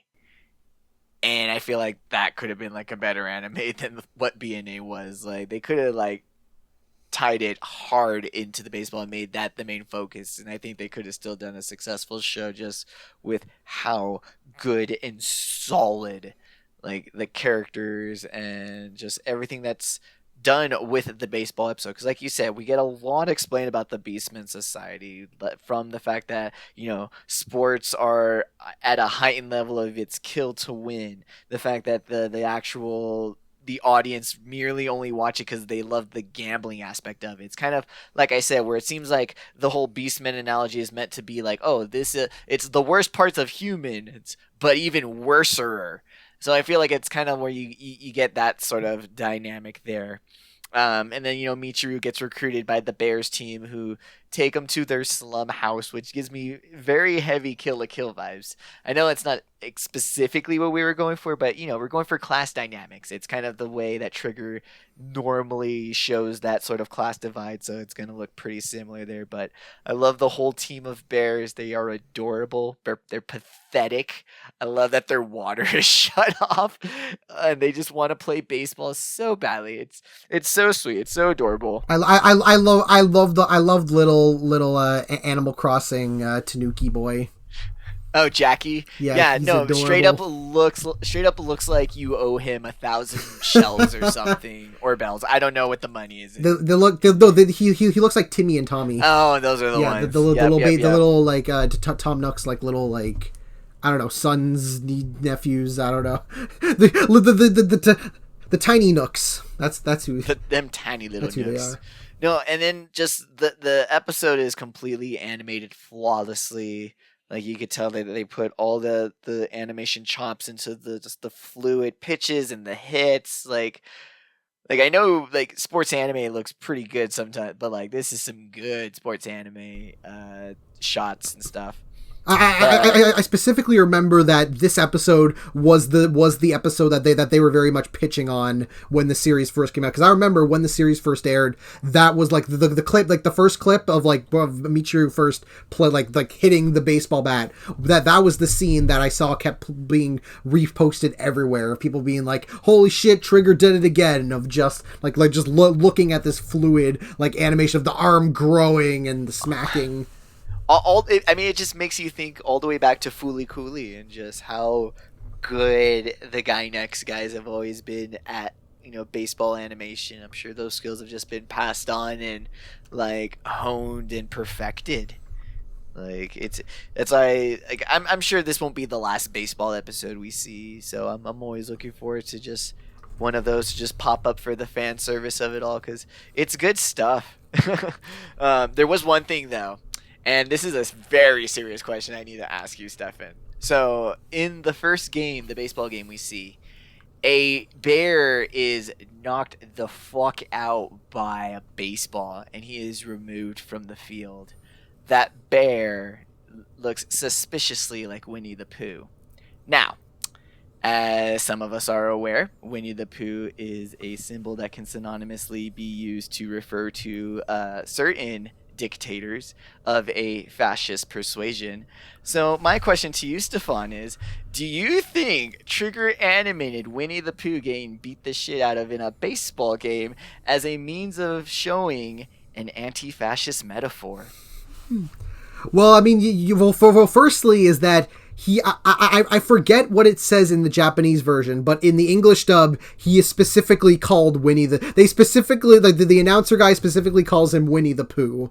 So it's like they straight up call attention to that thing first, but also second, that I'm not sure. I can't answer that second question, because I'm like, without getting our podcast taken off the internet and having government agents after us. Yes, I completely understand. I'm gonna say it can be. Is it? I don't know, but I'm saying if you can read it like that, if Kill la Kill was an entire anime about anti-fascism, it doesn't seem that far-fetched that they'd be like, what if we just beat up Winnie the Pooh in our anime? So are you saying in the Chinese version that character is just a white cloud? I don't even think there is a Chinese version of the anime, if I'm being honest. Probably now that I've said this, I've probably alerted AIs all over the net. So, oops, sorry. And then another really good standalone episodic episode is the Albatross episode. Yes, where we get introduced to Pingu. Right, I guess that's his name, but I love how how it introduces, or not introduces, but it expands a lot on the idea that so Anima City, obviously being a self-governing city, already ties into that, beastmen have a political status. It's kind of one of those things where you get people that are like, oh, why you gotta make everything political? It's like, well, for some people, just their very existence is political. So for beastmen, their existence is political. They have to be accounted for in laws. Laws have to be written accounting for them, as opposed to them being seen as a default. So I like how with the Albatross Man episode, he actually argues with the air control on whether he's protected under Migratory Bird Acts, legislation that's meant to protect actual birds that have to cross every international line that we humans have decided to arbitrarily make up. And so I think it's super cool that they decide to take a look at that they don't just focus on the specifically racism, the specifically needs to live in their own place dynamic of beastmen, that that there are international issues in regards to beastmen. And I do like how the show also brings up that the reason this is happening is because of human civilization expanding, that it was that encroachment on nature, just because in real life that is where we get a lot of our modern day issues and problems. But I do like how with this episode, he tries to defend himself with the Migratory Bird Act, and then later on we find out that not only does this show have like Holocaust references, but there's full on war references. There's it's kind of funny, like halfway through this show you hear the word terrorist and terrorism being used like way more than you really thought you were going to with the with the happy furry anime show. But I mean, and I do think it is a really cool episode. I do think it is really neat just kind of having Michiru's character being that sort of like borderline between the human and beastman perspective, and then this beastman who's not really from the city, because most of all of her interaction with other beastmen are of beastmen that are from the city, that have gotten used to how things work in the city. And so him being like an outsider, talking about different information, it does kind of also like add to the character of Anima City, because Anima City also kind of does have that aspect of information being controlled. No one's phones can hook up to the internet unless you have like a jailbroken phone. So I think it is super cool that like after having all those episodic bits that kind of go through and establish Anima City as this idea, kind of gives you this idea of what the city is, you get to have these episodes where a character comes in and just kind of like throws a kink, throws a wrench, throws a wrinkle into the identity of this city, and how like it's supposed to be this safe paradise. It's supposed to be like this perfect city, and yet there's these like glaring faults within. Yet like and that's good, because again then it sort of ties the art into how we can then use that to look at our own society, to be like, oh man, we have these glaring faults. I think it's a super cool episode. He's a super cool character too. He gives me Rescuers and Rescuers Down Under vibes. Oh, that's right. Yeah. I can see that. Yeah. And yeah, because I think pretty much what's left is to talk about like what actually happens in the conclusion. But before that, I kind of want to like I just want to use this as like just a quick opportunity just to talk about the VAs. Just because I feel like I have some like things I can mention about like the VAs and like their performances. Firstly is that most of pretty much majority of the cast is just the cast of Persona 5, and that was something that was extremely obvious to hear, because you of course have Michiru, who is Cherami Lee, who is Makoto. You have Nazuna's Xanathune, who is Haru. You got and it's like they're both very much doing like the similar like Xanath Hugh, like Catherine always makes this point of like she pretty much only has just kind of one kind of voice that she always uses in all of her performances. And I do think that even though I love like her voices and I love her as Haru, is I think she kind of holds Nazuna back, because it's like she just has that very cutesy like voice, and like she's trying to be like, there's so many times where she's trying to be very stern and being very like hard, like she's like whenever she's like being very like kind of like she's trying to be real to Michiru, and it's like I can't really take her as seriously as I think you're supposed to, because because the whole joke with Haru is that she has this very like cutesy voice, but then will occasionally just say something really badass out of nowhere and it catches you off guard and it's funny. But with her, it's like she's trying to be serious, and it's like it feels very like she's trying, but it's just the voice just doesn't like work as well as it could have. Yeah, no, and I feel the big part is also just in the characterization of Nazuna, like just the fact that her actions are kind of like here and there, so then the voice acting kind of has to follow going here and there. It's just it's I don't know. I feel like all the performances are good. I feel like direction was given pretty well. Everyone does roles. Yeah, like Cherami Lee, I think does a very good job of fitting in to that trigger female protagonist, like Erica Mendez did with Akko and Ryuko, and like Brittany Karbowski did with Luluko. It's like she fits that very like that kind of the annoyed hyper girl like very well. It's like she balances that. Ben Diskin as Shiro is perfect. I mean, like Ben Diskin is always amazing and everything, but he's doing such like there's the great just that very like sexy gruff voice. Yup. And it's working. And it's funny because one of my favorite performances of him is in Kill la Kill. He's Takarada, like the rich Osaka guy, and it's just like it's just like the complete like opposite end of a performance of just the very loud and hyper. And then of course these the range. And then of course these people he's of course number 1 and 2 in Codename Kids Next Door. He's young Xehanort. He's got such great range.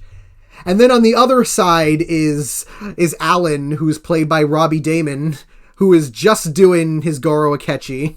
It is that was the I could tell Michiru and Nazuna, but when I heard Alan, I'm like, God damn it! That was another reason why I couldn't take him seriously as not really a villain, because I'm like, I hear Akechi, I hear him doing his kind of his condescending tone where he's all I hear is delicious pancakes. Where she's very clearly trying to act like he's nicer, while in the back of his mind he's just very viciously angry and scratching his teeth. And it's I love Damon. And I love his because normally he does pretty varied performances. Very recently I watched him in the third My Hero movie where he played the villain in that. And that one he also put in a pretty different performance than what he normally does. Okay. And then he's of course done stuff he's done Spider-Man, he's the 2017 Spider-Man where he does a completely different voice. But it's very much him doing that inflection, playing a very similar character and then it gets even more, he gets even to more into the Akechi-isms once it gets to the end even more. And then you got more characters what do you got the happy married couple is Keith Silverstein, Shido, and Laura Post, who is Kasumi. The mob boss, who is totally not Tombstone, is Sojiro. Erica Harlacher plays half of the background characters. Every time there's a group of female characters in a background characters in an episode, it's I can hear on I just hear on just a bunch of times the flamingos in the baseball episode. I'm yep, that's her. Yeah, but those are literally on. yeah. Look, she plays the influencer girl, but my favorite performance of her is she plays Jackie. And I did not realize that she was just until after I watched the series and I checked it and it was oh shit, she played him. And it's because she does such a funny just that very cutesy kind of squeaky voice, and she does that small really child. well. Well, because even the voice itself is kind of an androgynous voice as a whole. You can't even really tell if Jackie's a little bear boy or girl, and you're just you're just adorable. You're scamming people with your fake water, but adorable. And the mayor is Cindy Robinson, Amy Rose. It's funny because the mink girl, I thought she was Cindy. I thought she was Cindy Robinson because she sounded so much like Amy. How did yeah. How did you feel about the mink joke? Because I felt that went on a lot. Yeah, it went on a bit. It was funny the first time, but the more that she kept saying, I'm okay, yeah, it's her thing. It's because you see that. I mean, you see that in a lot of anime of there's the one character who people I guess constantly either mispronounce their name or say or mispronounce or misstate who they are, so they have to keep constantly reminding you even if you didn't say anything. And it's yeah, it's just kind of the thing, especially because her as a character is just kind of a weird she's the most Cloud Cuckoo Lander of all the characters. Of she just kind of appears to either cause shit or move the plot along in a certain way that or literally deliver Deus Ex Machinas, not named Deus Ex Machina. Yeah, hers I wanted her to be kind of a more interesting of a character, but as it was, she was just used as kind of a comedic tool. Nothing really more. I thought she was going to be the girlfriend, after the first episode. I was is this her girlfriend? But then, I kept watching it, and when Nazuna showed up, I was oh, okay, no, never mind, I get it, we're good. But it was kind of funny for... And even then, she is much more, she would be much more toxic of a relationship anyway, yeah. Yeah, no, cause that's why I was concerned. It was no, this is not our girlfriend. And thankfully, she is not. Yeah, now I think we can get into kind of what what the main ending point of BNA was building up to, which is basically which is basically all coming down to what if the instead of the Burnish having an innate desire to burn up because of the living organisms inside them, instead it was just stress. Or what if the whole going savage thing in Zootopia, but all of the Beastmen could go savage, but more problematic. But yeah, because like at first glance, you kind of think like it's an improvement, because let's be honest, like in Zootopia and also in Beastar, the whole idea that that the systemic issue comes from the fact that the predators have this innate hunger, that they pose this innate danger. Like, that's problematic in and of itself, especially when you're trying to use it as a metaphor for oppressed groups, and most of the time minority groups, because you start to get those wires really close to, man, those black people sure are violent. I'm sure the systemic problems are probably rational in order to keep those violent tendencies at bay. Like, you get really close to making that claim, and that's where your metaphor has essentially fallen the fuck apart. So that's where, when BNA goes with, and I'm gonna butcher it too, like Nervosal syndrome. The dub pronounces it Nervosal syndrome. Nervosal.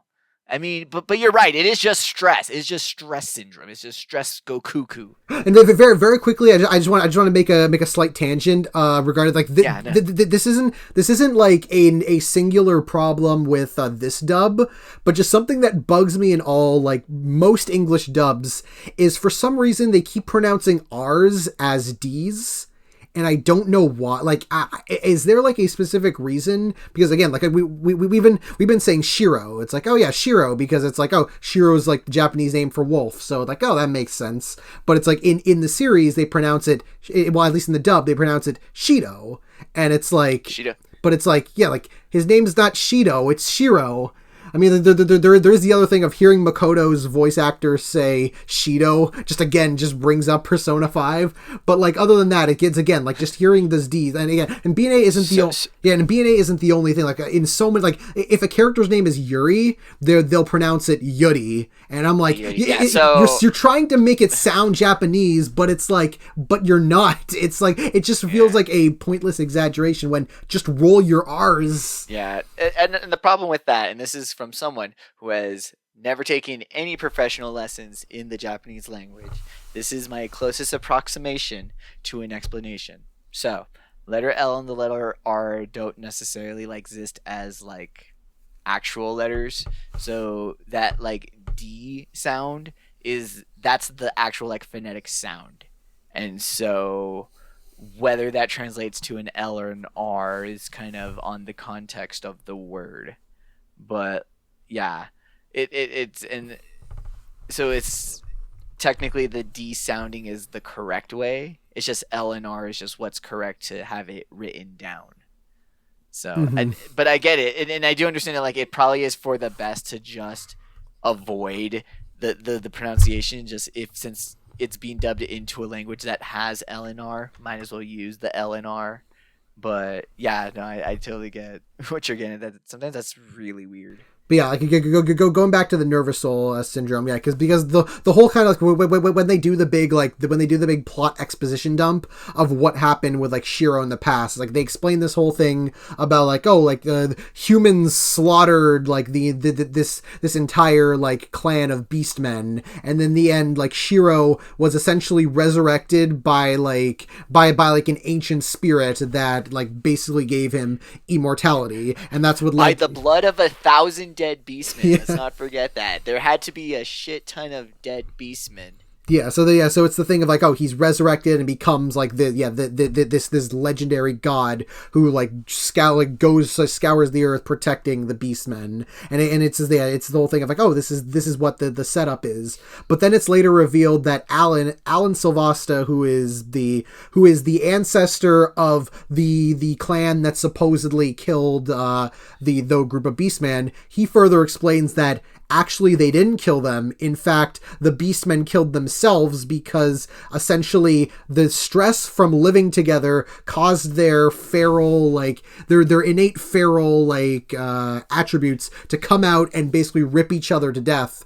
And the other guy and the Sylvasta clan pretty much were there to defend themselves rather than with the innate plan to kill them. And this whole thing is what kind of leads Shiro to be like, what? Like, it leads him to have like an existential crisis of like, no way, you can't be serious. Like, he's like, what the fuck? Like, what? And and then it leads to this whole thing of like, oh, because since the whole city is filled with all these different beastmen, cause there's like these things of people, beastmen suddenly turning feral, and they try to figure out what's going on. And apparently the whole thing is that the beastmen living together, like all different beastmen of different races living together, not races, of different species living together, will basically cause their stress level to rise up because they're not technically supposed to be all in one spot together, and that it will result in them all becoming feral and basically killing each other and probably more other people.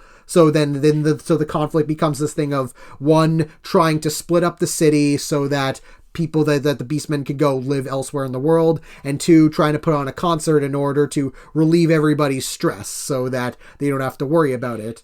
But then, of course, while it does end up being true, ultimately the whole plan is, like, Alan's whole ultimate plan is that he wants to use this as a orchestration to actually unleash the Nervusal syndrome on all of the Beastmen so that they can go feral, so that he can have a reason to basically just murder them all.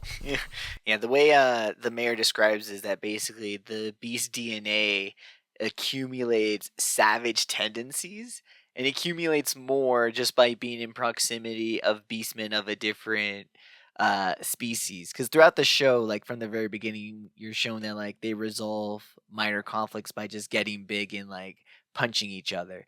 And then throughout the show, you have moments where the first is the scientist Yada or Yaba, when he's in the jail, he gets visited by one of the cult members, and he transforms into like this super rhino form, which the berserk forms of the beastmen in this show are super cool. Like, I know like the beastmen forms in general are really cool in this one, but I really dig the berserk forms in this show, though the ones in the middle, when we get to the end and there's a bunch of them that are in berserk form, they kind of get a bit more lackluster. But the ones that show up here in the middle of the show for kind of the big fights, they're some of the coolest designs. They go into these frenzy states, and what happens is that some characters go into that frenzy state just kind of on their own, and then that's when, yeah, like I said, the big baddie reveals that like this was his. That it's from stress, though, and it's a little weird too that it's stress due to being around like other beastmen, because it is kind of mentioned. I think it's kind of funny that in the very beginning, when they're kind of introducing the concepts of the show, they do bring up the point that beastmen of different species can interbreed, but that the child is not a combination of the two, but is gonna be just a coin flip. That's gonna be either the father species or the mother species, and so I think that's kind of funny that like that point is brought up, but it's like very like as part of a list brought up, and then for that to be like one of the most important things like towards the end that is like part of the motivation of the big bad final boss is a little funny, especially since it's that point isn't more strengthened. It's kind of drowned out in all the other points, because again, the show also has to talk about the patriarchy of the Beastmen. It also has to talk about the child slavery of the Beastmen. It has to talk about the gambling problem of the Beastmen. So, you know, the whole like genetic purity of the Beastmen, that whole topic kind of gets, it's kind of funny that it just randomly gets brought up at the end and is like, oh, hey, no, wait, this was the motivation of the big bad. And like, whoa, what the heck? It's a little jarring.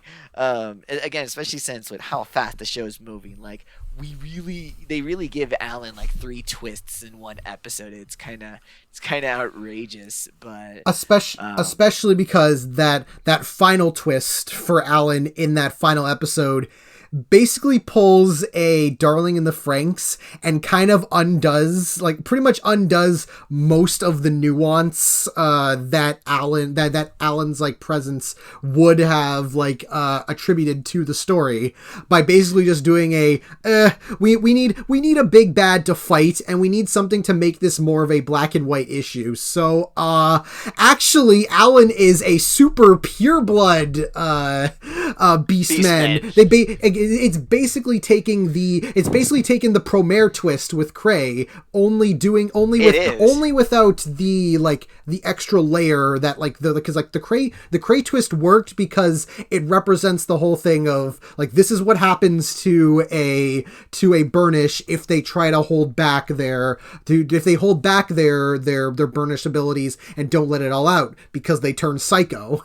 With here, it's I said Franxx because there is, because I tried looking, because you rewatched it again recently, but it's like there is like absolutely no build up to like anything that seems to imply that Alan like was a Beastman in the series at all, and not even just that, just the fact that he's a pure blood. Yeah, because like you mentioned, that the whole idea of all the mixed blood pairings was something that's basically mentioned as a offhand comment in the first episode, like during an explanation, and then never brought up again. So suddenly at the very end, suddenly in the very last episode, to have Alan do his giant Cerberus transformation and basically be like, actually, which is cool. Yeah, okay, which yeah, is very cool. Yeah, the design of the Cerberus is really cool, and I like that Robbie Daymond gives all three of the heads different like voices. It's like, yeah, I like that. Yes. It's like it's like it is like kind of like it gives me like that Ghidorah vibe of like all the of the heads like kind of having their own like personalities. But it's like, yeah, like, but just by doing that, it robs the whole thing of like, oh, we thought this was like a thing of like a human who's taking advantage of like the societal issues of the oppressed people and using that for his own gain / to wipe them all out, and basically just turns it into, which is pretty evil all on its own. Yeah, it works for evil motivation. It's pretty dastardly. Yeah, and then it just kind of turns into a simple eugenics Voldemort-esque shit of, actually, I'm the purest of blooded beastmen, and you guys, since you all like breeded with each other, you're all filthy half-bloods, so you all deserve to die. And it's like, this basically, it's not exactly aliens, but it might as well be aliens. It makes the whole Holocaust like illusion, like, again, I'd rather have it than a denial bit, but it's not the nicest taste when the big bad's like final scheme is genetic purity. Like, okay, BNA, like, we're tackling some really big things here. This, like, we were starting with some systemic things in the beginning, but you may not have gone to galaxies, but in terms of like what's actually being discussed here, galaxies.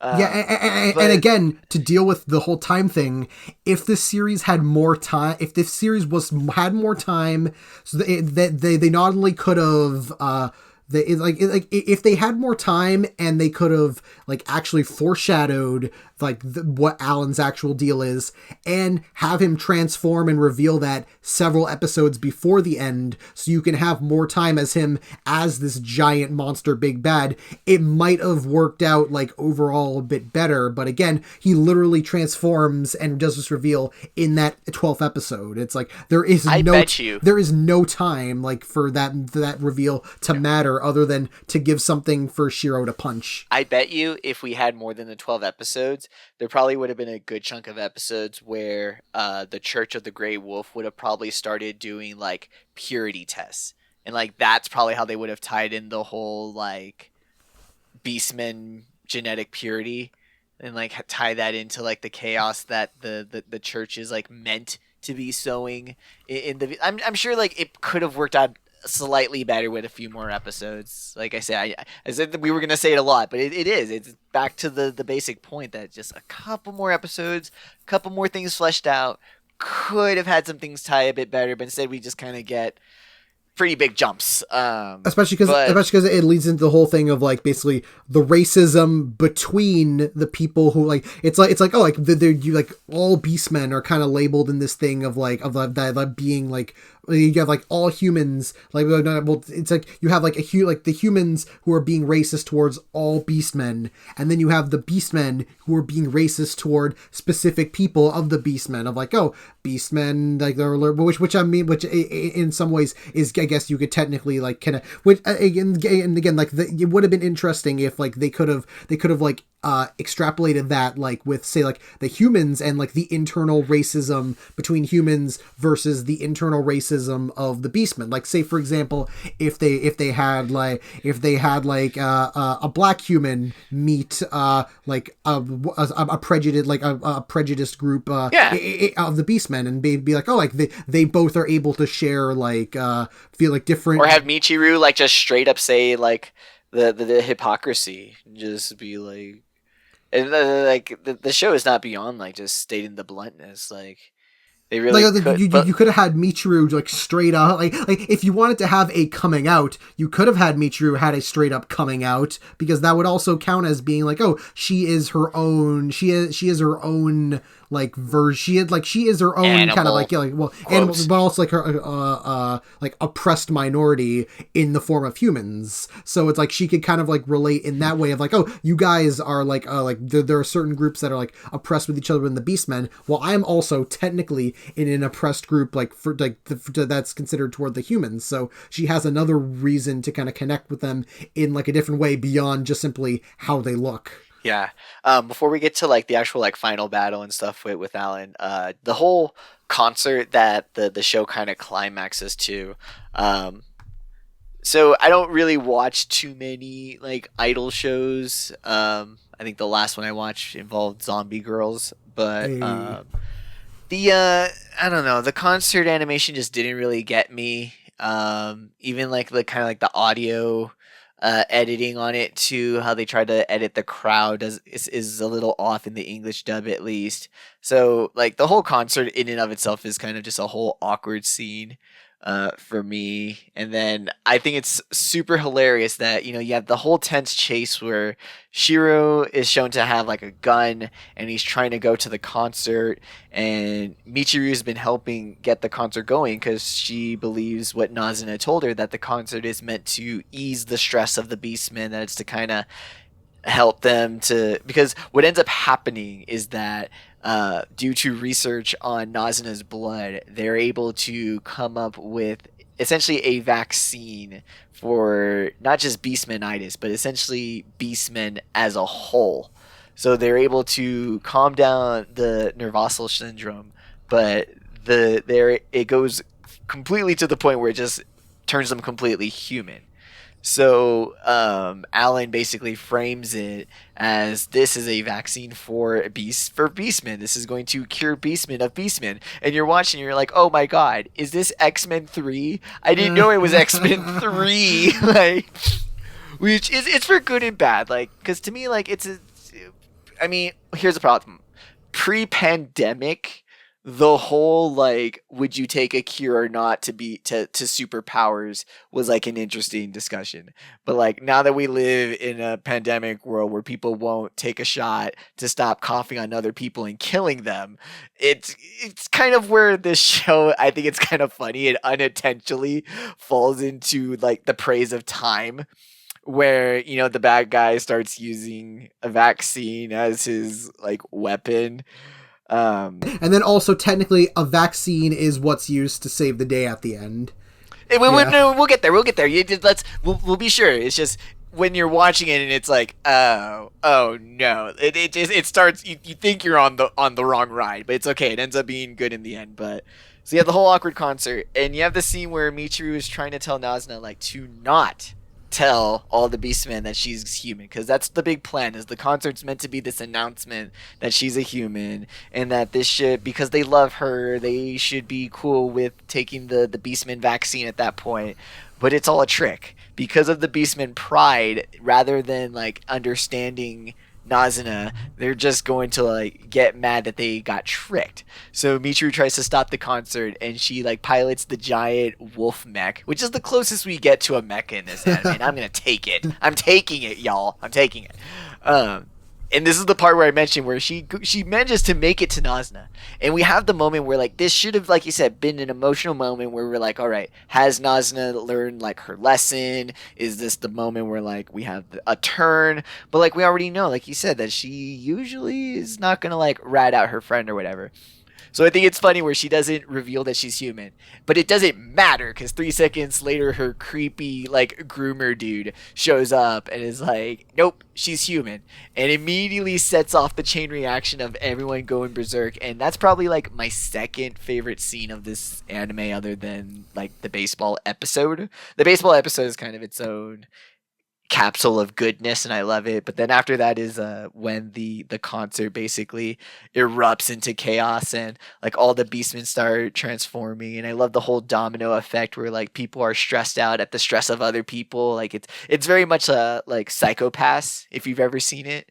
How like with that show focuses a lot on like how like how contagious stress is, that a stressful situation isn't just for like the people involved, like the people who witness it are affected. And so I to me, I think it's just a really cool scene. I think it gets a little ooky spooky as well.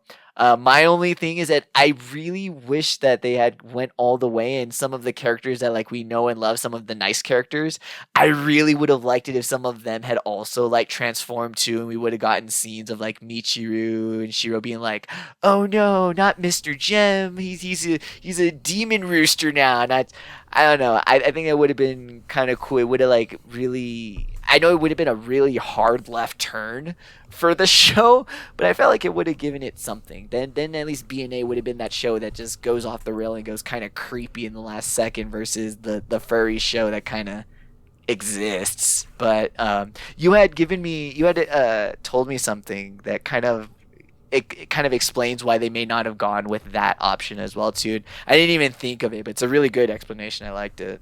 Which is basically that, like, all of the main characters that we saw were the ones that didn't go feral, like they and like didn't like turn into like the crazy one. Which you could be like, oh, like one, they're the main characters, the ones we know of, so obviously it's like it's just probably better like for them not to. It's like, oh, it's all the random people, but it's also the thing of like, oh, those are the ones that like frequently interacted with like Michiru and everyone else, so it's like, oh, they've had more positive experiences overall, so it's like when they learn the truth, then it's the thing of like, oh, like they aren't like mad or upset about it, they're just kind of like, oh, okay. It's like, yeah, like the two married couple, it's like, yeah, we like from everything we've learned about them, it's like, yeah, like they wouldn't be ones that would like, yeah, go crazy over that revelation. Yeah, they would just be like, oh, all right.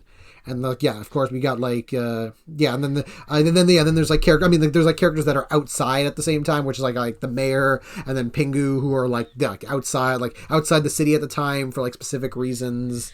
You have like some of the ones like Jackie and the kids, who are like doing their own thing and like and end up basically getting like caught in the middle, so they have to try to like escape on their own. But how creepy would it have been if we could see like a like rampage form of the Bears team? Like, I know I'm just like picking my own scab here to like just give myself the most visceral reaction, but like we could have gotten like some like creepy scenes out of this, but instead we get what we get. I mean, you still get the idea that like, you know, that the Nervousal syndrome is just widespreading, and that everyone's beast DNA is just going crazy, which I don't know. It's still, I like that it's different. I like that it's not just like, oh, you know, Predator's gonna be predatoring, just get used to it. I mean, I like that it's at least like a disease, I guess, so that way it's not like them intentionally or not feeding into like their nature. But I don't know, it's still kind of weird that it's still just uncontrollable violence is the consequence of everyone trying to live together. That's where it's like, but is it though? Like, I understand that, like, you know, we have actual data that shows that, like, you put a bunch of, you know, even just people together, you increase the stress of them. It just kind of happens. But I don't know. It just felt kind of kind of weird that the show was gonna feed into at least a little bit of the conversation of like, but what if the diversity just makes us all crazy? It's like, no, show, that's not what we want. Yeah, and especially But and especially because like after that point, it pretty much just turns into a zombie movie. Of just go, yeah, like, then now they're all just zombies, and it's like, oh, all of the remaining characters are just like doing the things to like kind of like, yeah, like, to survive, to kind of like putting up barriers to keep the other ones at bay. It's like you have like, yeah, you have like the moment like you mentioned, like of like Nazuna helping a couple people. You have like, yeah, like the mink girl who's like who's like assisting pretty much just because she has no choice. You have like the moment I really like of the mob boss and the police officers all working together to fend off the guys, yeah. and the officers like, where did you get all these? It's like, doesn't matter now. Shout out to the cop dog. I mean, he's still a cop, but he's also a dog, so I mean, I guess cancels out. But but yeah, I like how so just all that chaos happens, and then Shiro.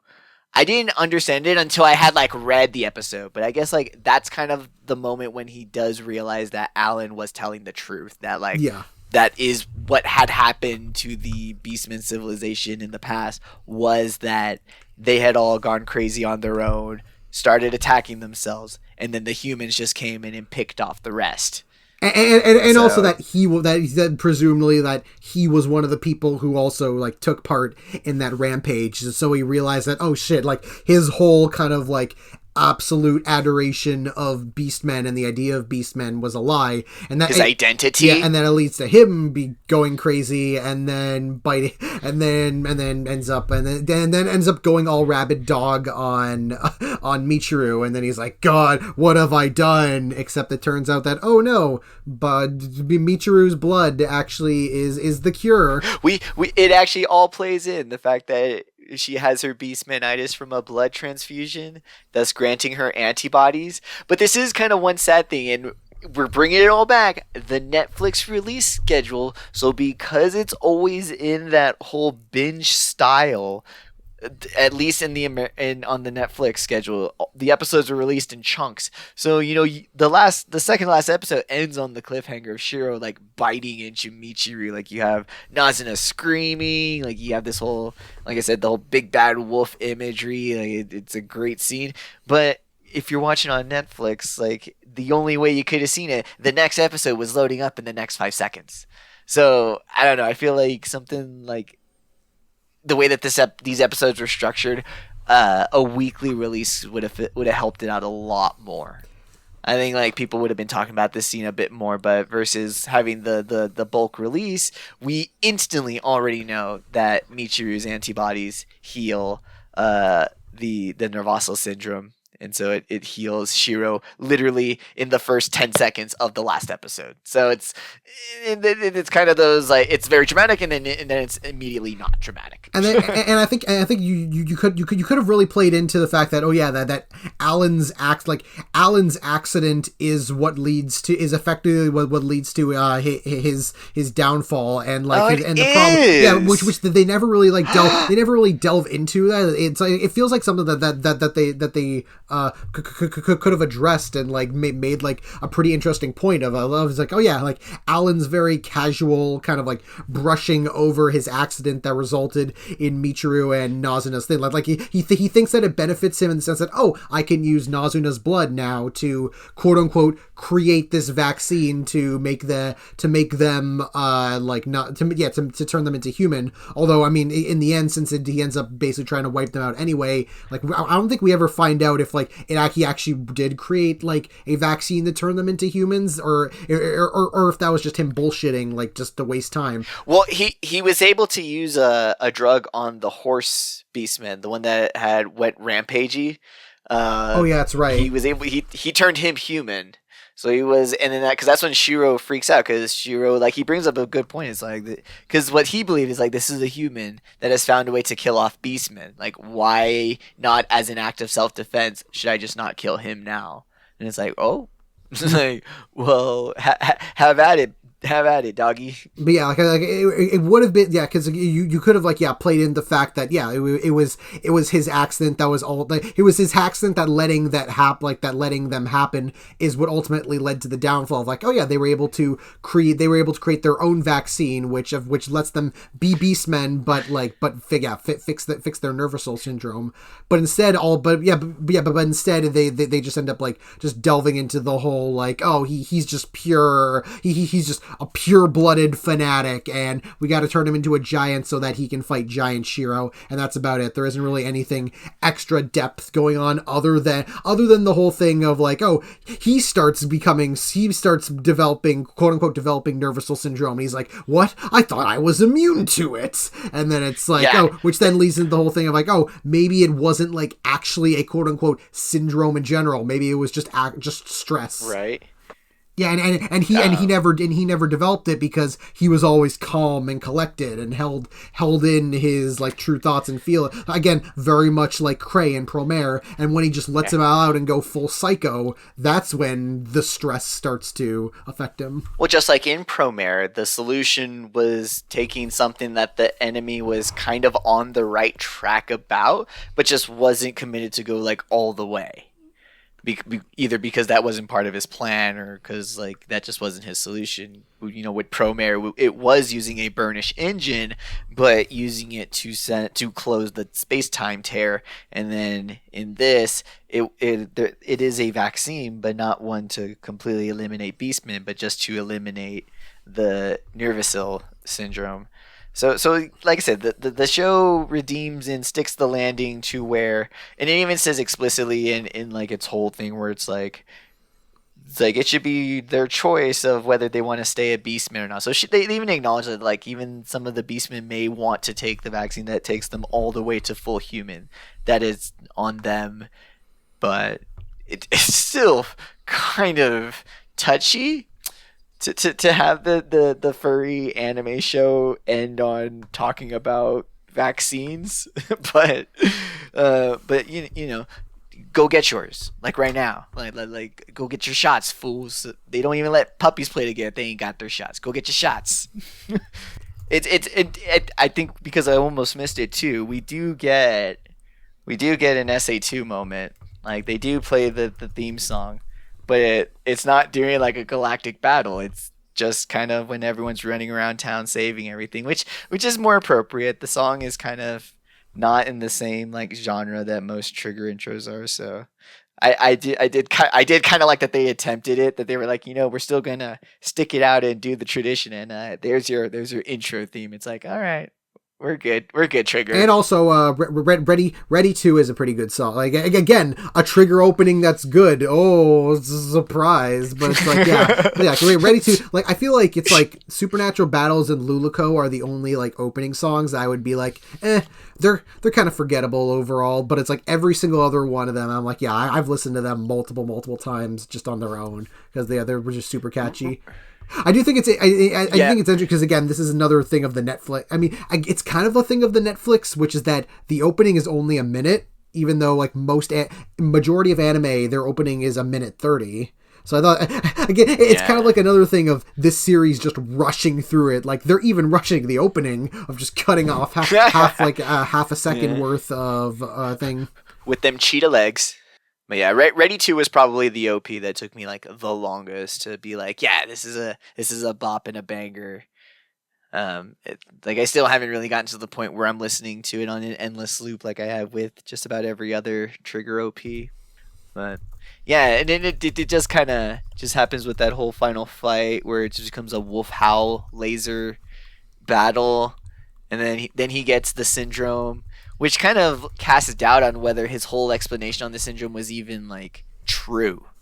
Like, that's where I'm also, like, I almost was expecting too that the show was gonna, like, rebuke, like, the whole idea that it was, like, different species coming together that was the issue, that it was just either something else, but, like, it was probably gonna be something that maybe the next season was gonna touch on, but just kind of what we have here is just sort of this, he's wrong, but we don't know how wrong, and we don't even know what he's technically wrong about, but we know that he wasn't completely correct on how Nervicell syndrome worked, and then the whole, like, pure Beastman line and then the mixed Beastman line. Like, I can't believe it took me forever to even kind of like figure out like why he even wanted to get rid of the other Beast mix. So it was like, is it for, because at least like you said with Promare, like Cray still has his goal. He still kind of wanted the people that he took on his ship to like live out on a new Earth. I wasn't sure why a city of beastmen was allowed to be created to just destroy itself, but uh, then you kind of had to help me explain figure out that it was more of just like a basic just pure blood purge. It's like, gotcha, genocide, gotcha, forgot what show we were watching. But I mean, it's cool. I mean, for it being like a wolf howl laser fight, I mean, I didn't get as hype about it as I would with a usual Trigger end. I did like Michiru's whole speech at the end where she has like her strong arms, and it feels like because it feels like she's trying to give what would have been the message of the show. You know, would have been the whole like Trigger message where she like says that she'll decide what she is, she'll decide what's beautiful, she'll decide what she looks like, and like when she's saying that, like I kind of wish like I had a show that had built up to that because it sounds like a great speech. There should be like this emotion that goes with it, but it's just kind of yeah, no, you're right, Michiru. I mean, we were kind of all talking about like purebloods and antibodies and stuff, but you know, beauty standards also are really fucked up and should also be torn down. Um, but I don't know, it kind of ties into how like I feel the show probably started with the idea of like being about identity and about blurring those lines of identity, and then just having it instead be a message where it's like, you know, the blurring exists, but it's about you to decide then what is, you know, what are the values you hold on your appearance. But I don't know, the show kind of doesn't really back it up. We just sort of get the ending speech and that's it. But I mean, it's a nice speech. Yeah, but especially because again, like the ending, the ending just feels like it just it wraps it not only just wraps it up so like fast, but also again like it leaves itself more open than probably any other Trigger like series has. Like it feels like they want that they want a sequel, which is weird because it's like you're not expect like of all the series that Trigger would do like a sequel for that haven't had a sequel yet, you wouldn't think BNA would do, especially because it's like, again, people really want more Little Witch Academia, so it's like if they go ahead and make more BNA before ever touching Little Witch again, that'll be such like the weirdest like flex that Yoshinari would ever do. And I'm like, would they actually go for it? well, you never know. We might get Little Witch Academia X. We might get LWA X BNA, and it might be a movie. I mean, we don't know. That's why it's like I don't even want to. I don't even have the guts to even say like, oh no, we're not getting a season 2. For all we know, we might. That's just how Netflix works. It just picks shows at will and then half-ass pays the people to make the show and then gets all the money all for themselves. It is kind of interesting that as of this point, we don't like this is technically like currently like Trigger's final original project, because like following this is Dynazenon, the technically sequel to Gridman, then is the Gridman Dynazenon movie, and then the next series is the Cyberpunk Edgerunners series. So we don't know what like following those, we don't know what Trigger's next like original project is. Like we don't know if they're gonna do like sequels to Little Witch or BNA, or we don't even know like what their like a straight up or like original idea like is gonna be. So it's like so BNA right now is kind of in this weird like point of like because they've been putting so much intention into Gridman and the other licensed projects, is like BNA kind of stands as like Trigger's like current original like state. So whether like where it leads, where it will lead to in the future, like we kind of don't really know exactly. So yeah, because I mean they left it pretty open for that second season. Like it's almost cliffhangery at times with Shiro asking Michiru, "What are you gonna do?" She's like, "I think I'm gonna stick around this city." For you can almost like see her look into the camera, and this is kind of I almost wanted to to make sure I said this too about like her transforming powers is that another big influence I see in this show is Looney Tunes, especially just kind of with Michiru, and there are some animation moments where it's kind of like the Mako Hallelujah scenes, but the show kind of goes very Looney Tunesy. But I feel like at the end you can almost have this moment where Michiru is literally looking in the camera like, I'm gonna have more adventures in this town. It's like, oh goodness. But then it doesn't. And also not to mention that like Alan pretty much gets taken care of off screen by basically saying, "Oh yeah, he ran away into hiding." he went back to the human side, just kind of hide away in his CEO cage. And it's like, whatever, we don't have to worry about him for now. And it's like, huh? It's good to know that the BNA world is very realistic in that billionaires face zero consequences. So, you know, even when they turn into giant 3-headed gods, it's like, no, it's fine. He'll just throw money at it and then leave. There would still be nerds on the internet defending him for not paying taxes. They're like, he makes 3 times the jobs. Damn, I'd rather deal with an entire city of furries than an entire city of tech bros. Just gotta say that. Yeah, I think that is like mostly everything with what BNA does, what it doesn't do, what it could have done. And it's just like a bit ago I had put out like a tweet being like, oh, here I was ranking all of the Trigger series, and I put like BNA like near the bottom, and someone would someone replied to me being like, you put Franks above BNA, and I'm like, yeah, I did. Because Franks doesn't shit the bed until the end. Franks is genuinely great for most of it. BNA's problem is that it never gets the chance to get off the ground to become truly great. It's just it has so much potential in like what it could do, but it just kind of does some of the stuff really good, and the rest, yeah, it just never gets the chance to actually like do its true potential. Let's put it to you guys this way. Darling in the Franxx actually has a lesbian scene.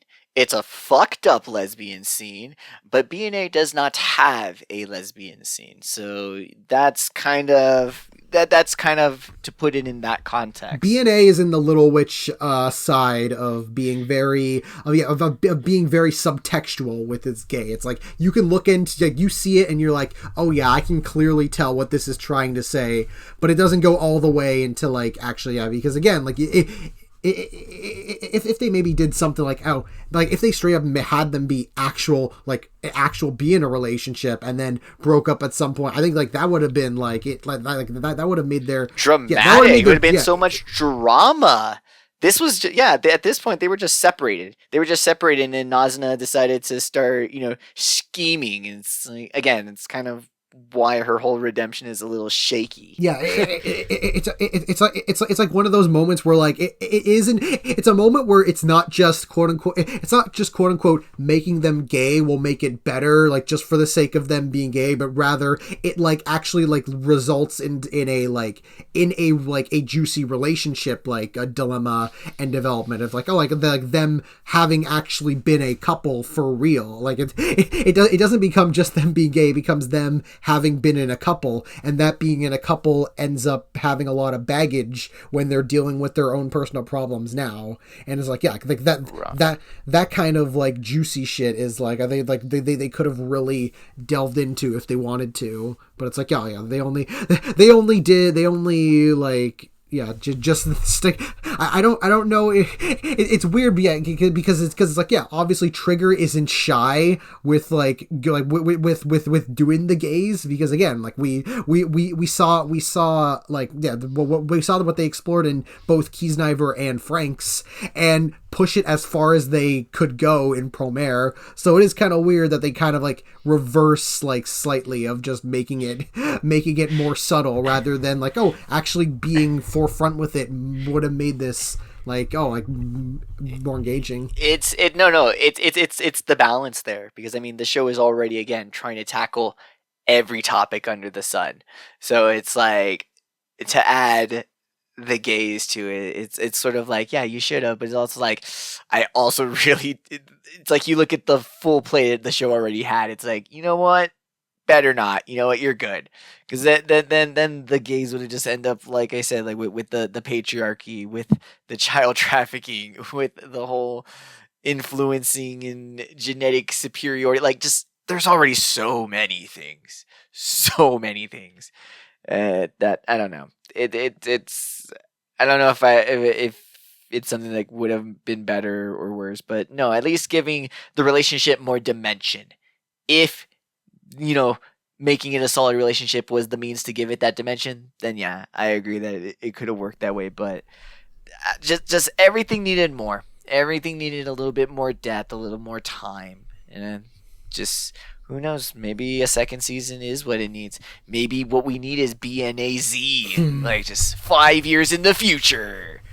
Or so, I don't know. Especially because like the ending thing is the mayor being like, oh, we're gonna open up Animus City to humans, so humans can come and visit the city and like meet other people. So it's like, oh, that also brings up a thing of like, oh, like if they introduce more more human characters and seeing like, oh, how does that like change up the relationships? How does that like handle the development? Like how do like you can maybe like that way they could do like the whole thing of like, oh, oppressed humans can like relate to some of the oppressed feelings of the Beastmen and like and the Beastmen like and vice versa, and that kind of like that leads to them more like starting to mend those bridges more. Right. It would just turn the anime, or just turn it into a Bloodfield Blockade or whatever. I don't even remember that, but it's got like demons and humans in New York City, and so they all just got to live together. And then also just a lot of X-Men with that too. It's been X-Men from the beginning. Like the fact that she woke up one day and was a Tanuki girl is very X-Men. Yeah.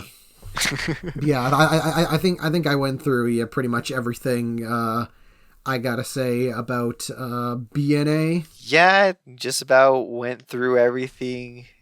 It's just kind of a shame again. Just a show that if we gave it a little more time, had a few more episodes, could have really like dived into some good ideas. But just as it stands, it's I mean, I guess to its benefit is that it's really quick to watch. It's only 12 episodes, super fast. Yeah, it is definitely the case of like it's